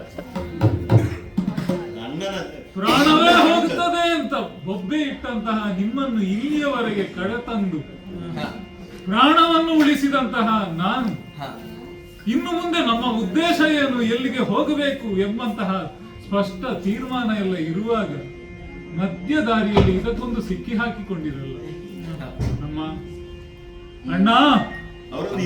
ನೋಡಿದ್ಯಾ ಯಾರವಳು? ರಕ್ಕಸ ಕನ್ಯೆ. ಏನು ನನಗೆ ರಾಕ್ಷಸಿಯ ಜೊತೆಯಲ್ಲಿ ಮದುವೆ ಮಾಡುವುದಕ್ಕೆ ಹೊರಟಿದ್ದೀರಾ? ನಾಳೆ ನಾವು ಊರಿಗೆ ಹೋಗುವವರು. ಊರಿನಲ್ಲಿ ನಮ್ಮ ಹಿರಿಯರ ಮುಖ ನೋಡಬೇಕು. ರಕ್ಕಸೆಯ ಗಂಡ ಅಂತ ಎಲ್ಲರೂ ನಾಳೆ ಹೇಳಿದ್ರೆ ಅದನ್ನು ಕೇಳಿಕೊಂಡು ನಾನು ಜೀವಮಾನ ಇಡೀ ತಿರುಗಬೇಕಮ್ಮ. ಮತ್ತೆ ನಾಳೆ ನಮ್ಮ ಮನೆಯಲ್ಲಿ ಒಬ್ಬಳು ರಕ್ಕಸಿ ಇದ್ದಾಳೆ ಅಂತ ಗೊತ್ತಾದ್ರೆ ನಿಮ್ಮ ನಾಲ್ವರಿಗೆ ಯಾರಾದ್ರೂ ಹೆಣ್ಣು ಕೊಟ್ಟಾರೆ ಸ್ವಲ್ಪವಾದರೂ ಆಲೋಚಿಸಬೇಡ್ರಿ. ನನ್ನ ಸಂಬಂಧದವರಲ್ಲೆಲ್ಲ ಕೇಳಿ ನೋಡಿ ಇಡ್ತೇನೆ ಇವರಿಗೂ ಆಗುವ ಹೆಣ್ಣು ರಕ್ತಸರತೆ. ಆಮೇಲೆ ಇನ್ನೂ ಒಂದು ಧರ್ಮ ಸಂಕಟ. ಹಿರಿಯನಾದಂತಹ ನೀನು ಇರುವಾಗ, ಮದುವೆಯಾಗದೇ ಇರುವಂತಹ ಹಿರಿಯ ನೀನು ಇರುವಾಗ ಸಣ್ಣವನಾದ ನಾನು ಮದುವೆಯಾಗುವುದು ಸಾಧ್ಯವೇ? ನಮ್ಮ ವಂಶದಲ್ಲಿ ಆಗಿ ಹೋದಂತಹ ಕಥೆಯನ್ನಾದರೂ ನೆನಪಿಸಣ್ಣ. ಅಣ್ಣನಾದಂತಹ ದೇವಾಪಿಗೆ ಮದುವೆ ಮಾಡದೆ ತಮ್ಮನಾದಂತಹ ಶಂತನು ಚಕ್ರವರ್ತಿಗಳು ಮದುವೆಯಾಗಿ ಸಂಸಾರವನ್ನು ಹೂಡಿದ ಕಾರಣದಿಂದಲೇ ಕೋಪಗೊಂಡು ಹೋದಂತಹ ದೇವಾಪಿ ಹಾಕಿದ ಶಾಪ ಇಂದಿಗೂ ನಮ್ಮ ಚಂದ್ರವಂಶದಲ್ಲಿದೆ. ಅದಕ್ಕೆ ಪರಿಹಾರ ಇನ್ನೂ ಸಿಗಲಿಲ್ಲ. ಅದು ಇರುತ್ತಿರುವಾಗ ಇನ್ನೊಂದು ಪಾಪವನ್ನು ಕಟ್ಟಿಕೊಂಡು ಹೇಗಣ್ಣ ಜೀವನ ಮಾಡುವುದು? ಮುಂದೆ ಬಾಳಿ ಬೆಳಗಬೇಕಾದಂತಹ ನಮ್ಮ ವಂಶ ಇದು. ಇಲ್ಲಿಯೇ ಹೊಸಕಿ ಹಾಕುವುದಕ್ಕೆ ಪ್ರಯತ್ನಿಸುತ್ತಾ ಇದ್ದೀರಲ್ಲ, ಇದು ನ್ಯಾಯವಲ್ಲ. ಯಾವುದಾದರೂ ಹಿರಿಯರು ಹೇಳದೆ, ಹಿರಿಯರ ಸಲಹೆಯನ್ನು ಕೇಳದೆ ಇಂತಹ ಮದುವೆಗೆ ನಾವು ಸರ್ವತಾ ಒಪ್ಪಲಾರೆ. ಆದ್ದರಿಂದ ಒಳ್ಳೆ ಮಾತಿನಲ್ಲಿ ನೀನು ಹೋಗುತ್ತೀಯಾ ಅಲ್ಲ ಕೊಲ್ಲಬೇಕ? ನಾನು ಆಗಲೇ ಹೇಳಿದ್ದೇನಲ್ಲ, ಒಂದು ಸಾಯುವುದು, ನಿವಾರಿಸಿ ಕಳುಹಿಸಿಕೊಡಿ. ಯಾರು ಹೇಳಿದರು, ಯಾರೇ